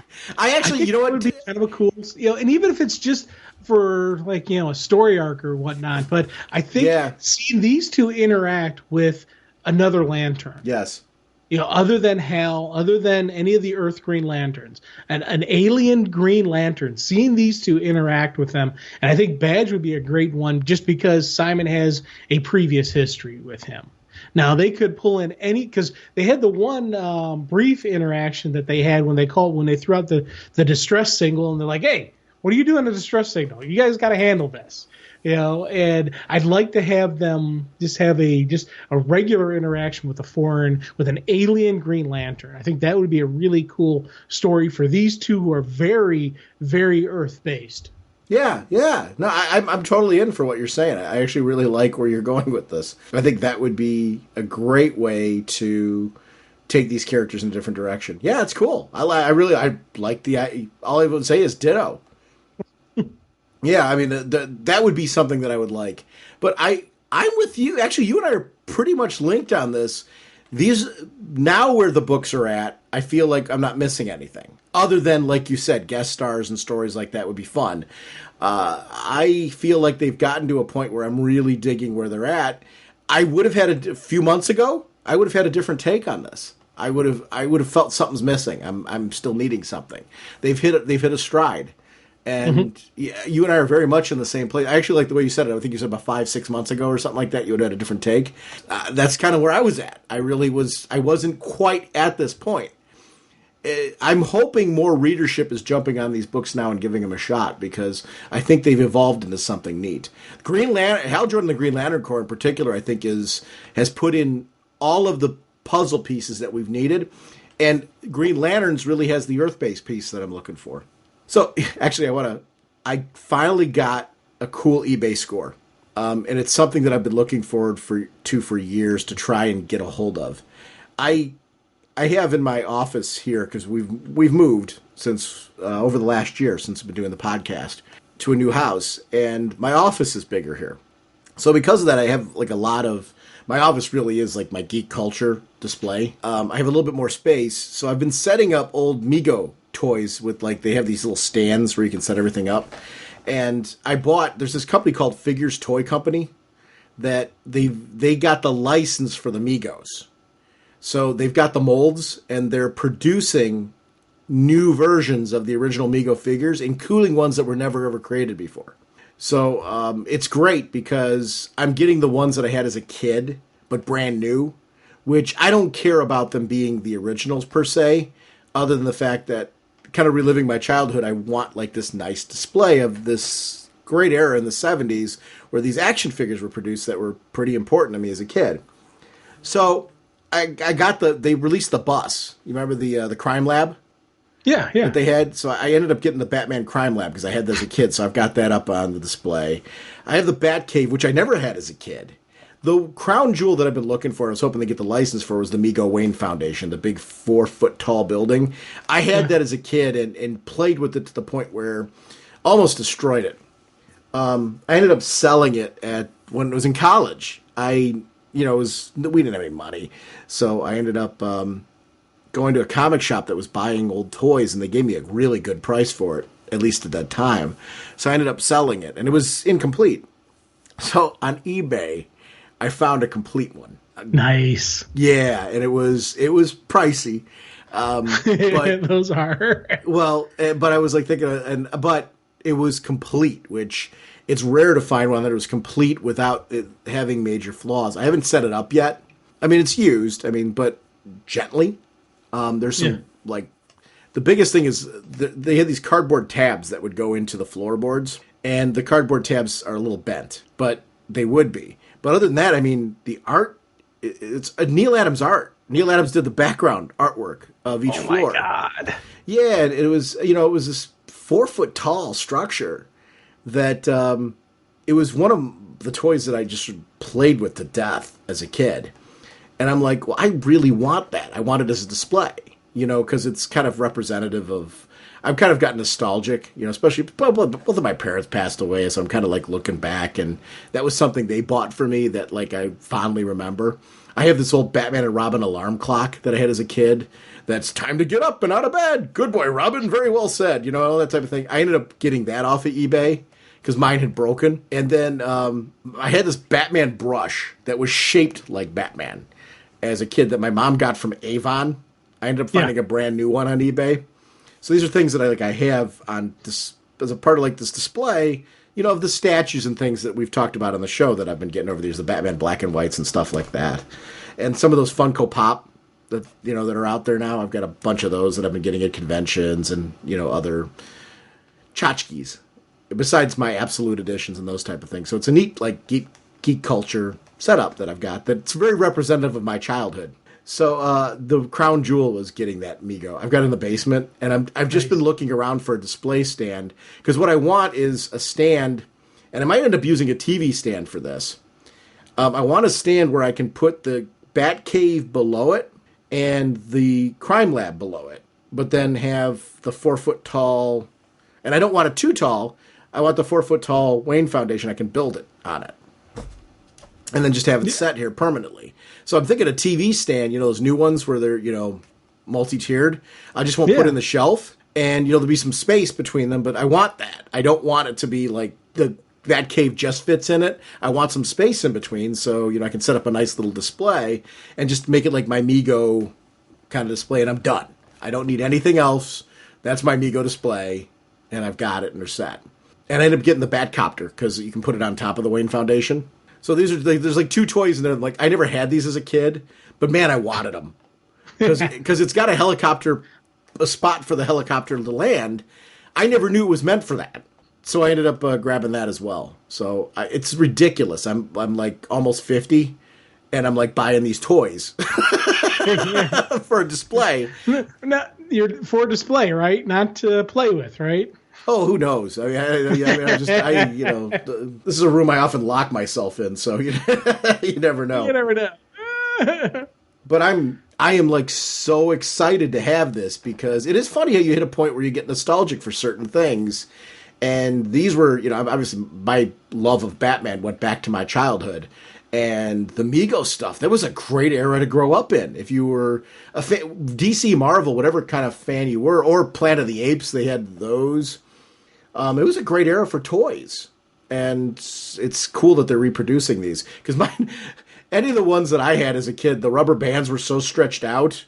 Yeah, it was at the waist. That was where they gave. So displaying them was never a thing, but it's kind of cool to open them up again and Opening up the crime lab was sweet because I got to put on the decals. Oh, you had actually full because that was the recreated one, right? Right. So it's like it was like I was a kid again putting it together. Oh, now that'd be fun. Oh, it was sweet. It was really sweet. Like sitting there putting on these decals. I'm like, my wife walked out there. She's like, "What are you doing?" And I said, "Honey, this is sweet." And it comes with like way more stickers than you could ever possibly need. Like there's stickers that like I don't know that came with the original that they just decided to throw in there. And so I'm like trying to like remember, well, what stickers did I put on mine? Which is 40 years ago now. I don't remember what stickers I put on that doggone thing 40 years ago. So it was fun to kind of set that up again. We blew mine up when I was a kid. We were into. Remember back when you could buy fireworks like over the counter? We had my Pete Wiedmont, who I grew up with. Pete had M80s that he'd always bring out. Now, how he's getting like partial sticks of dynamite at our age, those were not available over the counter. So he'd come to my house and be like, "We can blow up stuff. You got anything to blow up?" Well, I was like at that in between phase where I'm like, "Oh, sure, let's blow up my Batman crime lab." If I knew then what I knew now, I'd be like, I would have my original crime lab still. So opening that up again as a brand new one was like a crown jewel. Here's a funny thing. With reprints of like anything, reproductions, do you need to have the original? And I'm not talking about I'm talking about anything. Do you find yourself more looking for the value of having the original, or is the reproduction enough for you? And I'm sure from thing to thing, it's probably different from you. Because I was thinking about that a lot. I'm like, I'm really okay with this being a complete reproduction because it is a full reproduction of it, so it's brand new. So in that case, I'm okay with it. I'm not always. Where are you at? It is from thing to thing. Like, you know, when you're talking about the Mego stuff, I'm sitting there going, man, I'd be actually, because I'm trying to figure out, like, I don't have a man cave or a geek cave. I've got a geek house. I've got the entire house to myself. You know, I can do whatever I want into different rooms, and I've got a couple areas where I've been trying to figure out what I'm going to do with them. And the one thing, the one notion I keep going back to for the one room is the old toys that I used to have as a kid, get them again and set them up, like have a section that's the He-Man, have a section that's maybe the Migos and the superhero figures, have a section over here, you know, and have the different types of, you know, the Star Wars stuff and the G.I. Joes and all those different things that I played with as a kid, and have a toy room where it would be up and displayed, you know, and, you know, out there for me to just, I don't know, look at. And, you know, probably knowing me, I'd probably play with it just because I am still a kid at heart at times.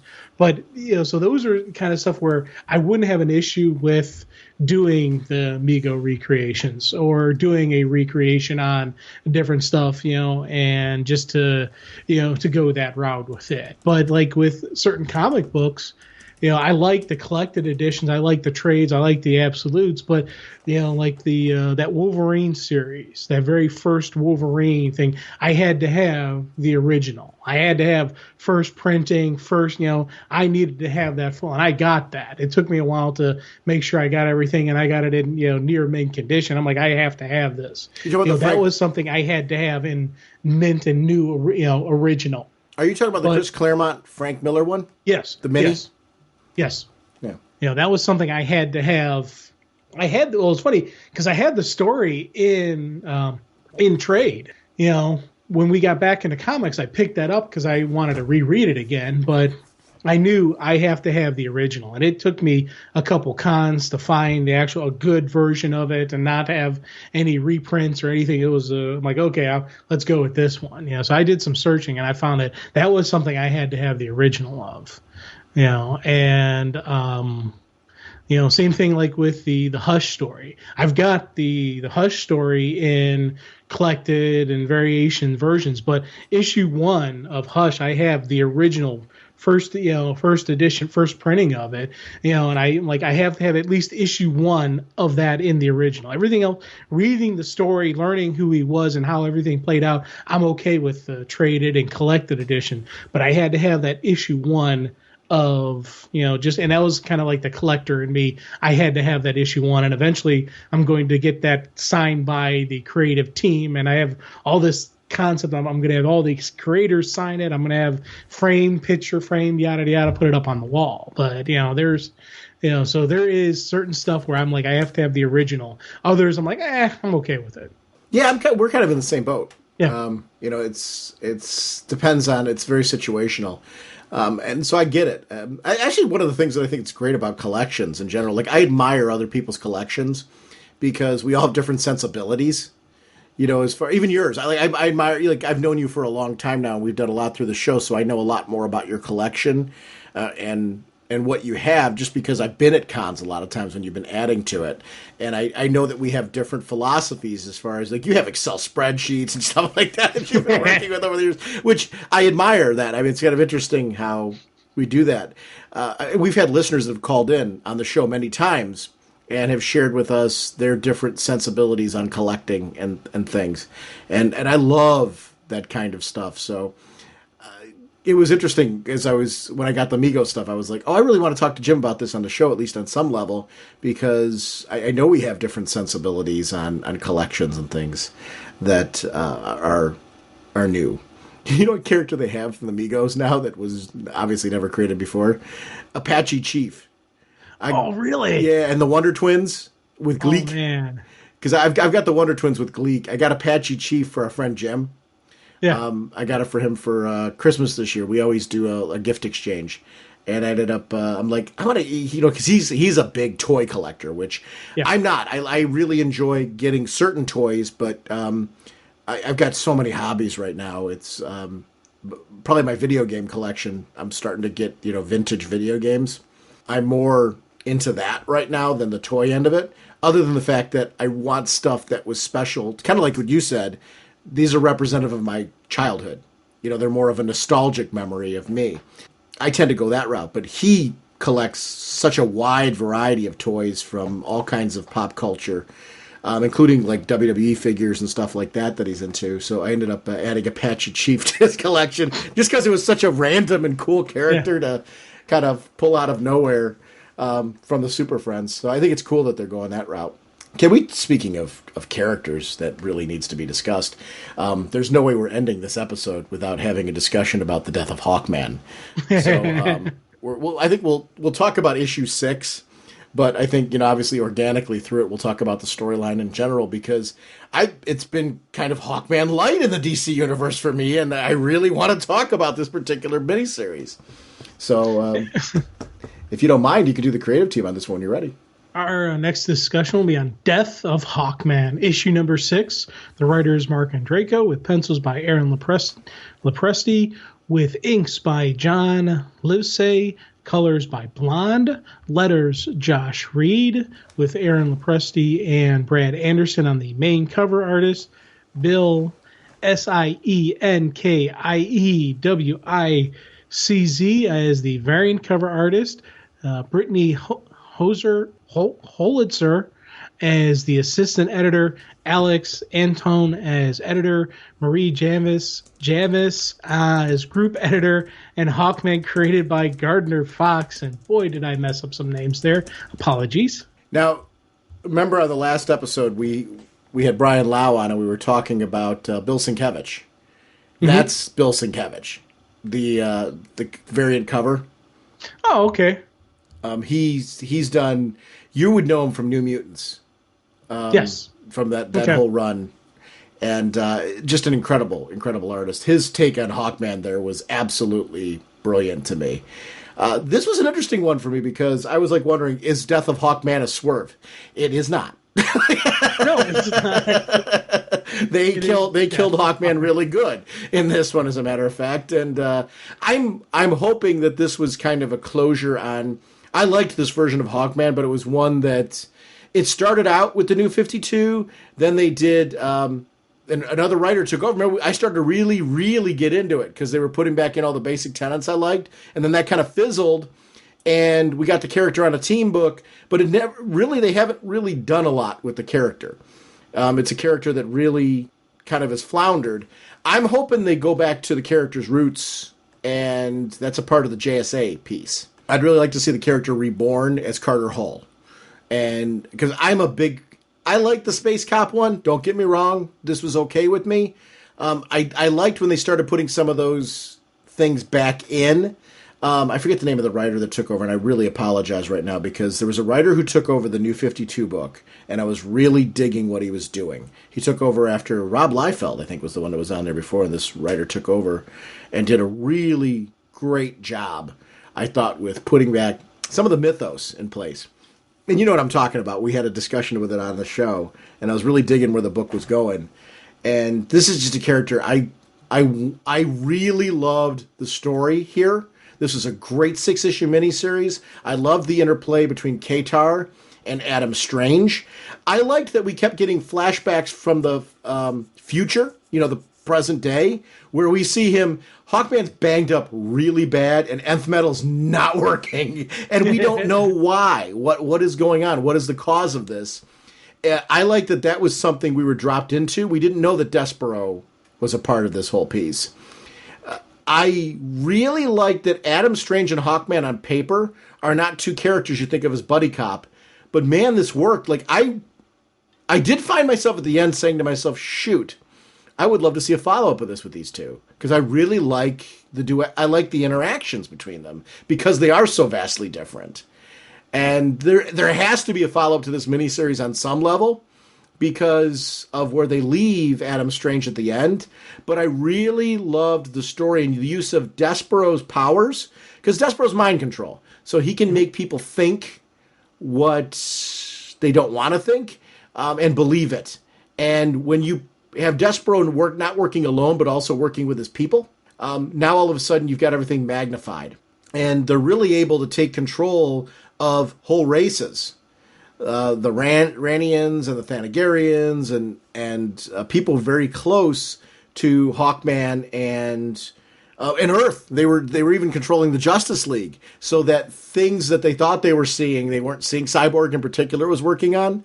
I really loved how this whole series played out by using Despero as this souped-up, powered mind control villain, creating illusions that would isolate Hawkman and Adam Strange. Because you need to believe with something on this scale, why aren't the Green Lantern Corps as a group there?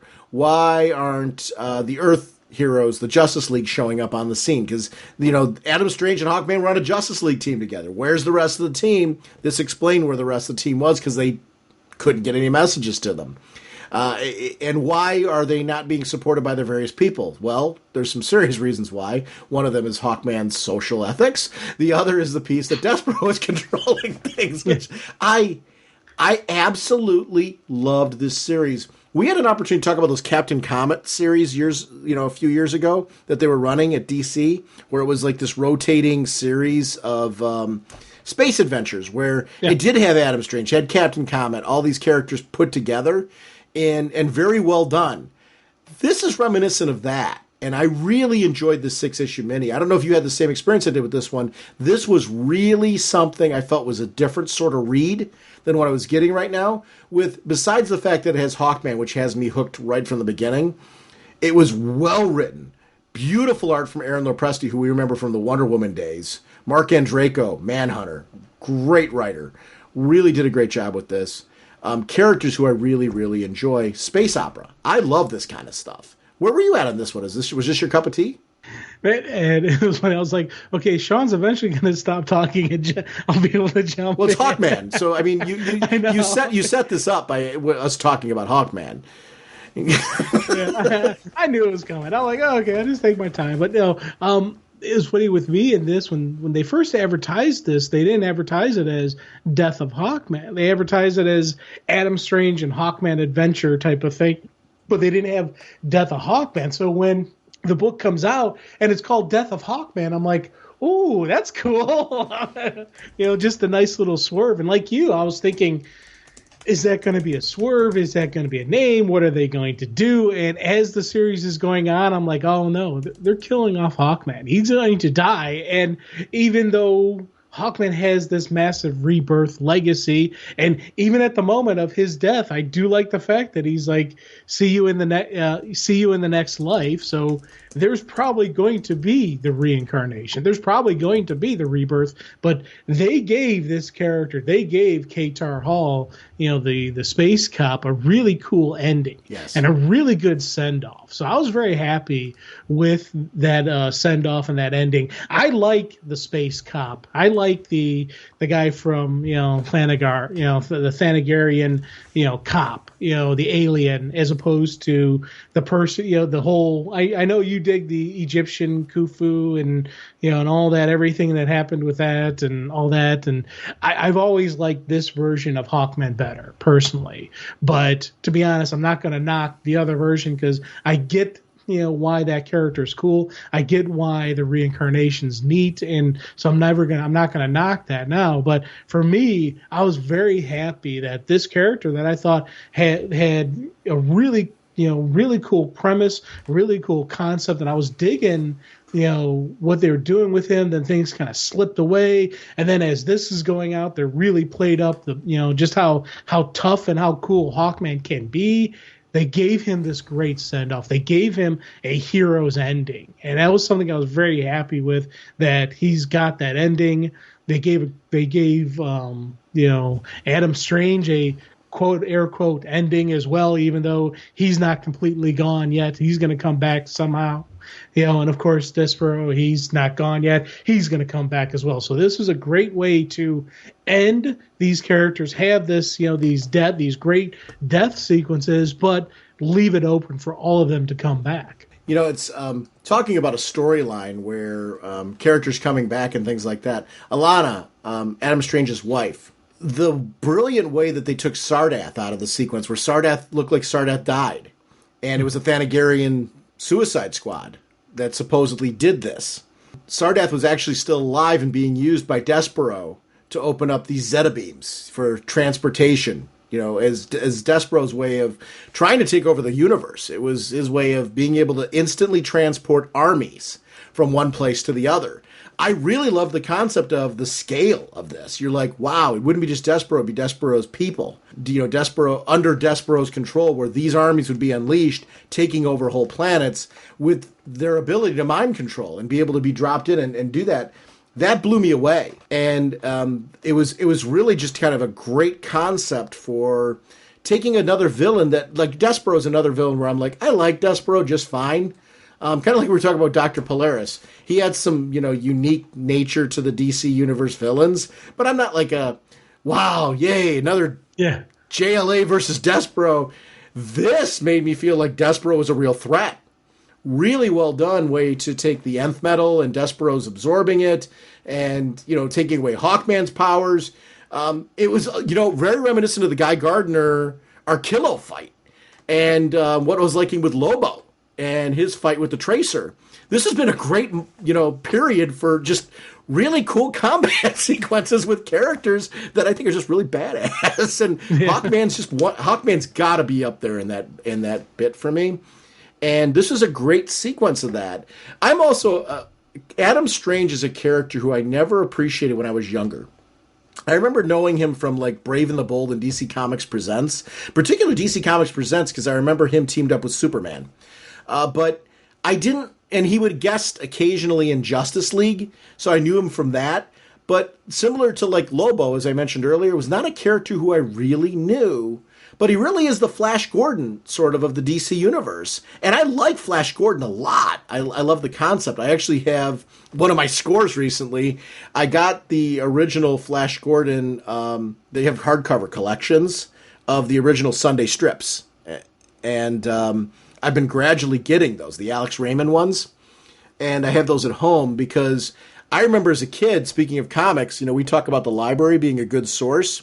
I used to go to Wycliffe Public Library. When my parents were divorced, I'd go to my mom's on the weekends, and I was a big library junkie. So I'd go to the library, I'd grab off the shelf these hardcover collections. They had the Fantastic Four, some original Spider-Man, hardcover collections of Flash Gordon. And I remember reading, these were comics that I hadn't read. And I'm like, go to the library and like sit there and read comics at the library? This is awesome. So I used to go. I mean, and I read novels and things too that I loved. But these were like really, the Alex Raymond Flash Gordon stuff was really depth-filled stories, and made me appreciate that kind of space opera. Because I'd previously seen them in black and white at the Ground Round, the old Flash Gordon serials. But you never knew what was going on with them. Because, you would catch like them partway through, and inevitably you'd be at the Ground Round when they were running the same sequence you'd seen previously. So I became a Flash Gordon fan through the comic strips, and Adam Strange as a concept really is DC's Flash Gordon. And I like it. I like the Zeta beam, and he's pulled away from his wife, and back to Earth. And I love that this focuses on his Earth life, where he lives like a normal Earth life. He's got, certainly he's got a job and a home and things like that, but he feels like at Earth, he even plays video games to kind of prepare for his coming time to be Adam Strange, but he never really feels alive until he's that superhero. And it's like he's a man, he really is a man of two worlds, and those lives are two completely different lives. I really enjoy the concept of him as a character because of it. I thought this series showcased that, where it was a nice reminder of, this is who Adam Strange is. This is what he's all about. And now we're going to drop him in with Hawkman, who is just your, like, really the consummate bad boy in the DC universe. And I really enjoyed the duality and the interplay between the two of them because of it. It's just a fun ride. I like Adam Strange a lot. Do you like both of these characters? Where are you at on Adam Strange? Yeah, I'm really digging Adam Strange, and especially my knowledge and acceptance and understanding and actually enjoyment of the character came from when they had the 52 with the limited series. Him and Starfire were running around trying to get back to Earth, and they did all everything that played out with that. Just that was really my introduction of who he was.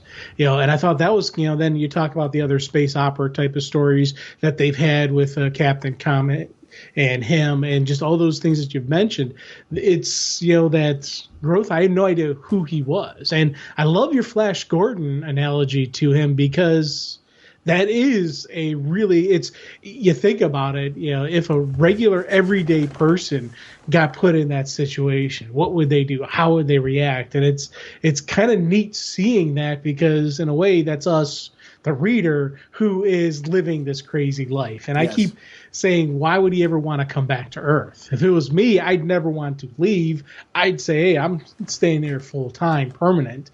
Forget Earth. This is my new home. And I think they've done that in the past with the character, where they've had him stay there permanently, if I'm not mistaken. But again, I'm not 100% certain. But throughout this series, again, you got some really cool, understanding of who Adam Strange is, and you got to see the hero. You got to see him, that gut check time where it comes down to okay, I'm going to die right now, but that's okay, because everybody else is going to live. And I love those hero moments where they have that realization where, okay, there's no other way to handle this. This is it. And they know their fate. They know what's about to happen, and they go ahead and do it anyways. That's the true definition of the hero is, can they knowingly, know they're about to die, still go ahead and do it, and forget their own personal safety. It's the whole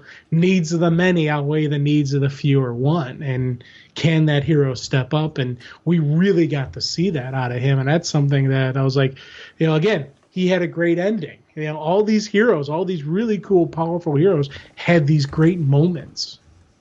Yeah, and that's one of the things that I really like about the character, too. You mentioned him being an everyman, and why would you ever want to come back?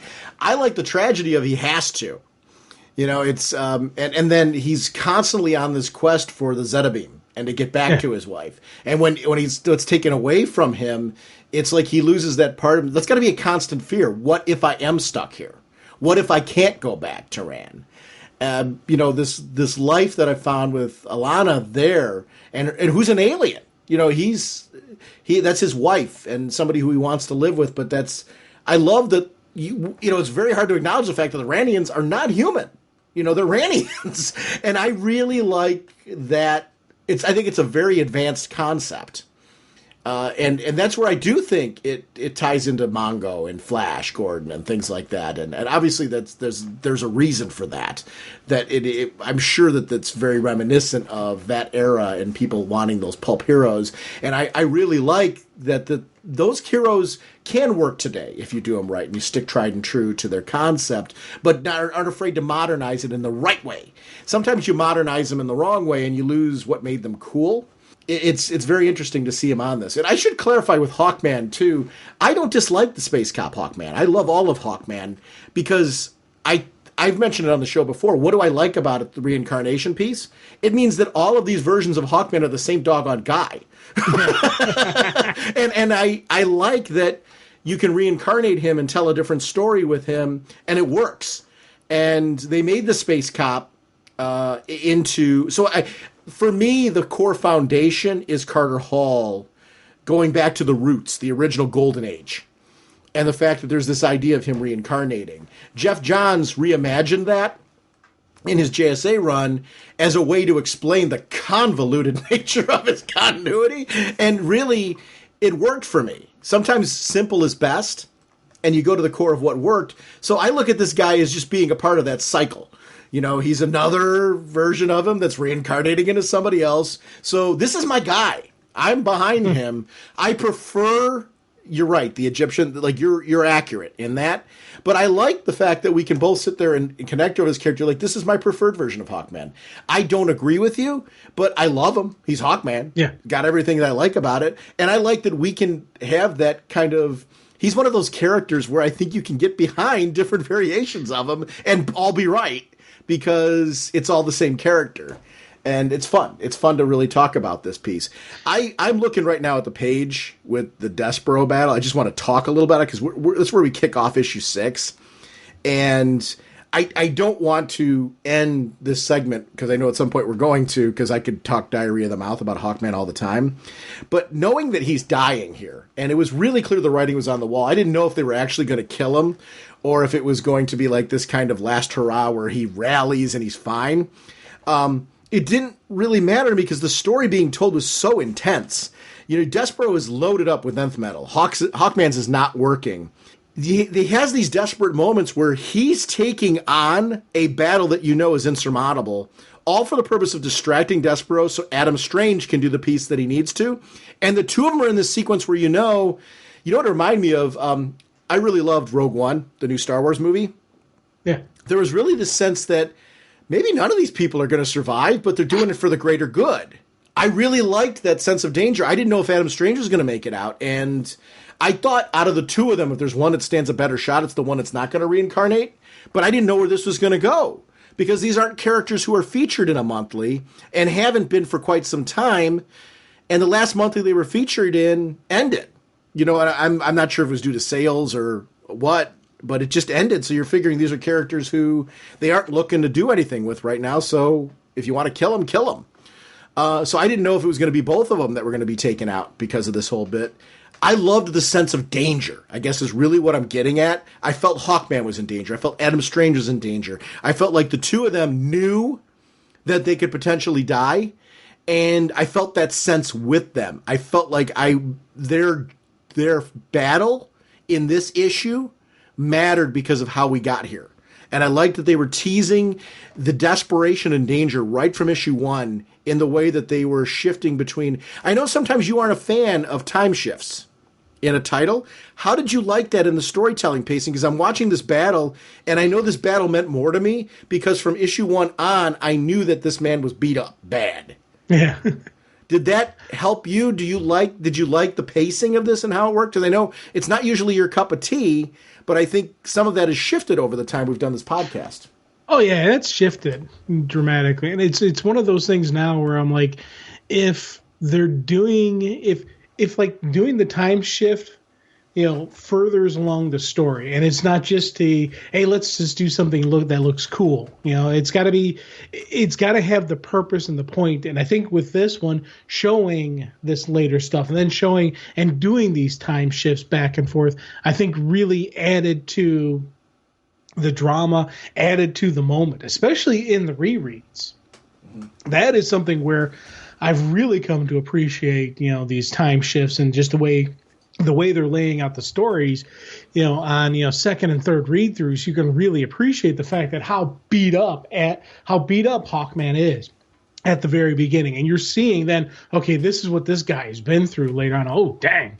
Again, it adds to the how cool of a character and how much of a badass he is, because he's taken this beating and he keeps giving and he keeps throwing down, even though he's up against an indestructible force.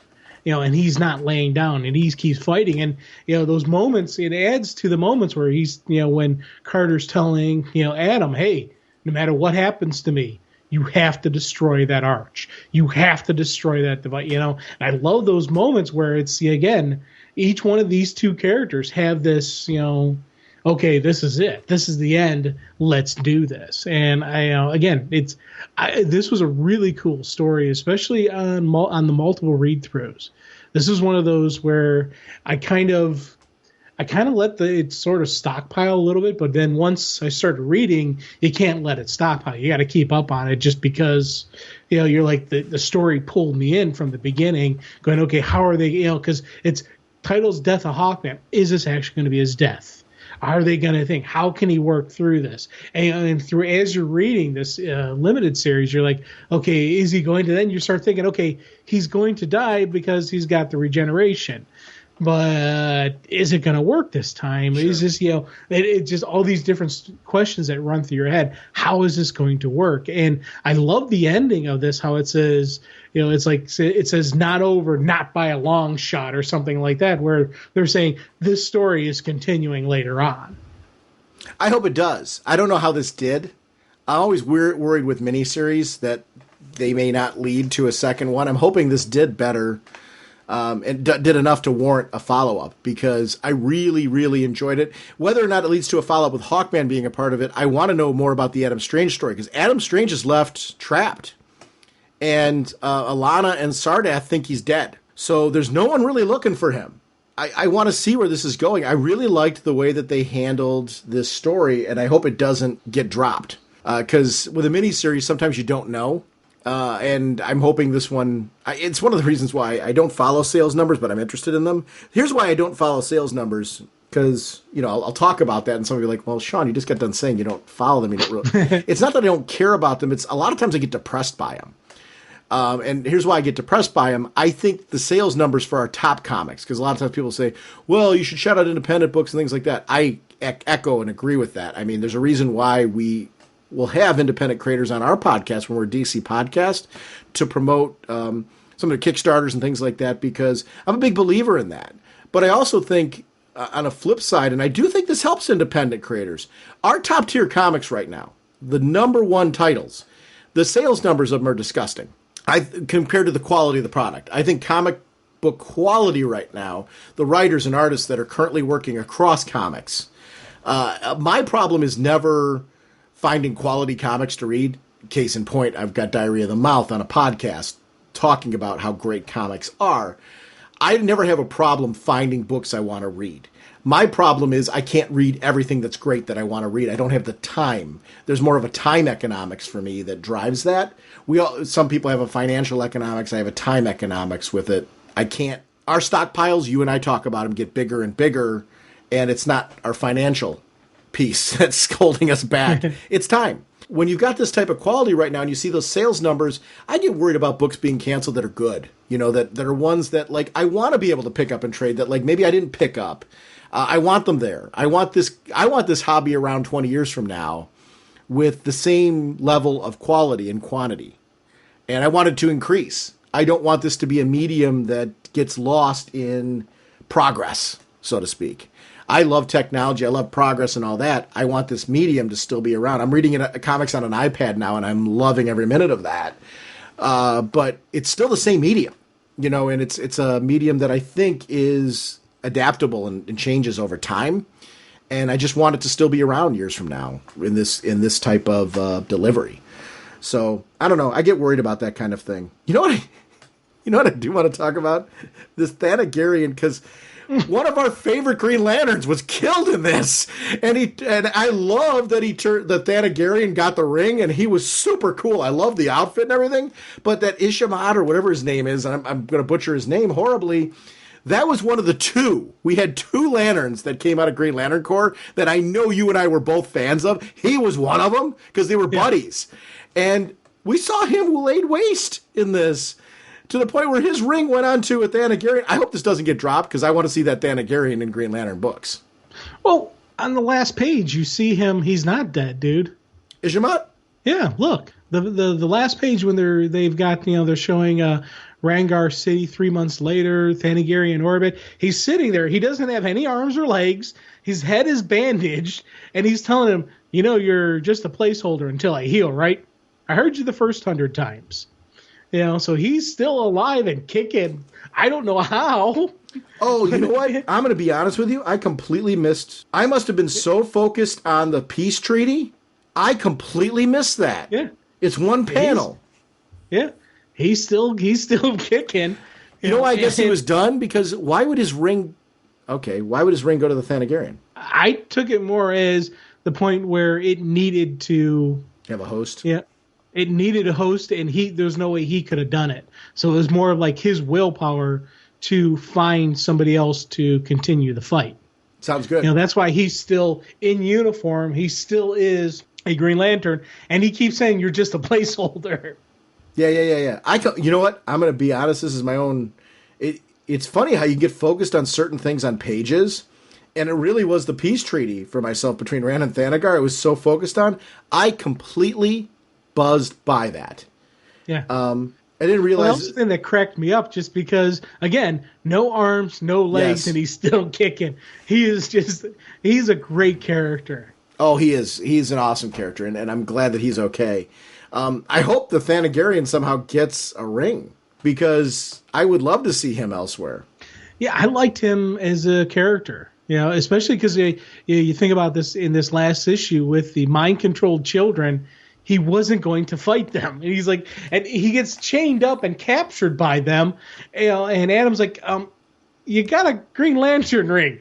How'd they catch you? He's like, I will not attack mind-controlled children. And I thought that, again, that was a really cool, just moment of who he is. So he's another. I want to see both. I want to see two rings, on that planet. I want to see this guy continue on as a Lantern. I do too. Well, we got two Earth Lanterns. Why not him? Yeah. Really, really good stuff. This is a great miniseries. It really was one that I really enjoyed. I can't believe I completely missed that. I'm like in awe. Because I've read this, obviously, multiple times. It just shows how you get focused on something. There's still something to catch that you miss. The death of Hawkman, man. When he gave him all the nth metal. Because I forgot this version of Hawkman, the nth metal was so tied into his body. Because the actual armor came from outside of his body. Yeah, that was a cool moment when he's just pumping it into him, and you see him get all just, drained. Yes. And again, it was, that's a way to go, man. It's a hero's death right there. But evil doesn't die so easily. No, it was a great. The artwork, Aaron Lopresti's got really, really terrific. I mean, and I'm saying this about the whole art team. Really terrific art on this one. I'm surprised we aren't seeing Aaron Lopresti on a monthly of some sort. Yeah, I'd like to. Because, again, this is, throughout the series, it's been a lot of high action, but some great interpersonal moments. Right. Especially, when you get, like, the mind-controlled people, and you get, you have to have little subtleties on the facial expressions. And, again, that's art. It's pencils, inks, it's the coloring.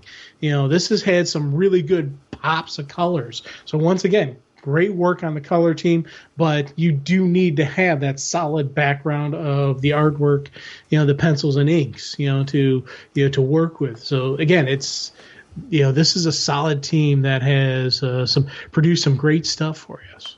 Again, it's a great way this right here is a great way for this character to go out, not just story wise, not just hero wise, but actually quality of book. Yes. This is a cool story, and this is, it's, yeah. I want more Hawkman now. I really want more Hawkman. I do too. I don't know if he's going to be JSA, if there's going to do something else with this.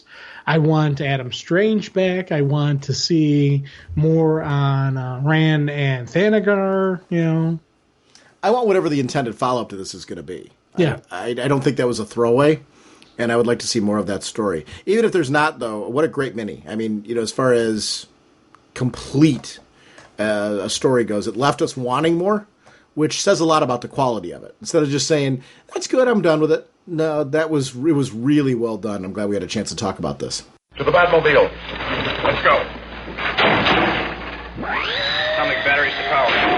Turbines to speed. You're ready to move up.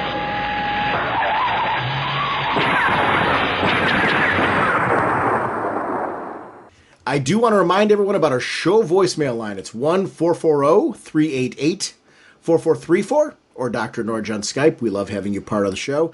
Don't be alarmed when you call and it doesn't have a Raging Bullets message. Apparently Skype took that out now. You're not allowed to do custom messages. So if you get this kind of weird robotic, you can't reach this person at this time, please leave a message. It's still us. We're not allowed to. Well, there's no way to add a custom message anymore, which is no big deal. The important thing is the content and that we get it from you guys. So just want to let you know that that's a thing now. I didn't realize was the case. I thought it was something I did wrong or what I was forgetting to do. I want to remind everyone about our show website, RagingBullets.com. It's where you find news about the new episodes. It does go to Twitter. It goes to our Facebook fan page. We also are a part of a wonderful Facebook group community. If you haven't joined it, there's just such an amazing group of people over there, Jeremy and the whole gang over there. It's just such a great group. I can't recommend enough joining it, and thank you to those guys for just keeping comics exciting for me. We're also on Google. I have a PlayStation Network account, which is Raging underscore Bullets. I also am on the Nintendo Network. I got a Switch. So Dr. Norge is my name on there. Feel free to add me on any of those mediums. I think Miitomo is the easiest way to get to me, I guess, from the Nintendo. I haven't quite figured out their ecosystem yet as far as how to add people and stuff, but certainly add me. I've got a couple of our friends on there. Isaiah's on there, and there was somebody else who just added me recently through Miitomo. So feel free to add me if you're on those networks as well. And we are sponsored, as always, by DCBService.com and InStockTrades.com. Jim, DCB Service, what are they doing for us?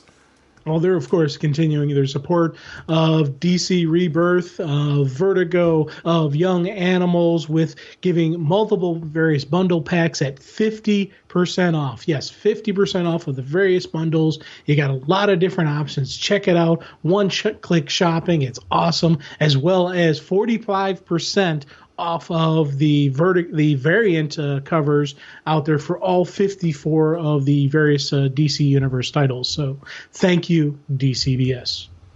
Over at InStockTrades.com, besides shouting out the deals of the week, I always like to shout out the latest releases, and there's two of them.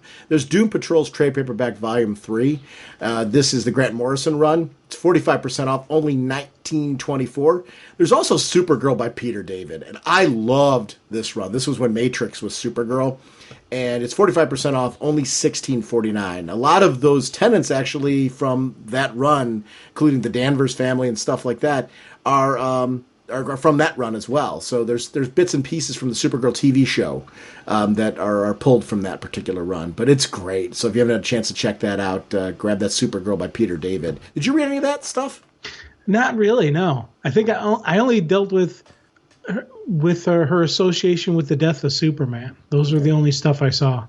Yeah, this is right around that time frame that she launched into a solo book, and it's a really terrific book. So if you haven't had a chance to read it, Peter David's just an amazing author, and his DC work was terrific. So if you haven't checked that one, if you've missed that one, I haven't checked it out, go to InStockTrades.com and start picking those up. Our next episode, Jim, you and I are going to be talking about Superman. We recently had the Superman Reborn storyline, which we're going to discuss, but we're also going to talk about the next storylines that are coming out afterwards, because by the time we record the episode, so it's going to be a Superman-centric special episode for episode 493 of Raging Bullets. So we will see you next episode. Bye! On November 13th, Sean Whalen was asked to stop constantly talking about comic books. That request came from his wife. Deep down, he knew she was right, but he also knew that someday he would find someone that would talk to him.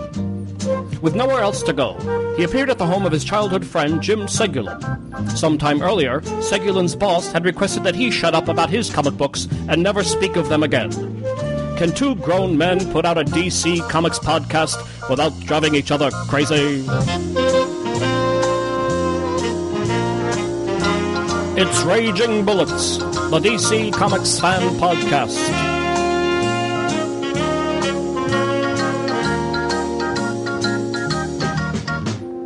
With Sean Whalen as Dr. Norge, and Jim Segulin as the Sensei of the Whatnot and the Duke of You-Know.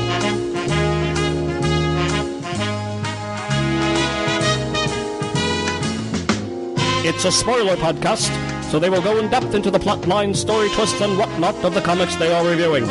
So if you haven't read the books, you may want to come back later so you may better enjoy the show.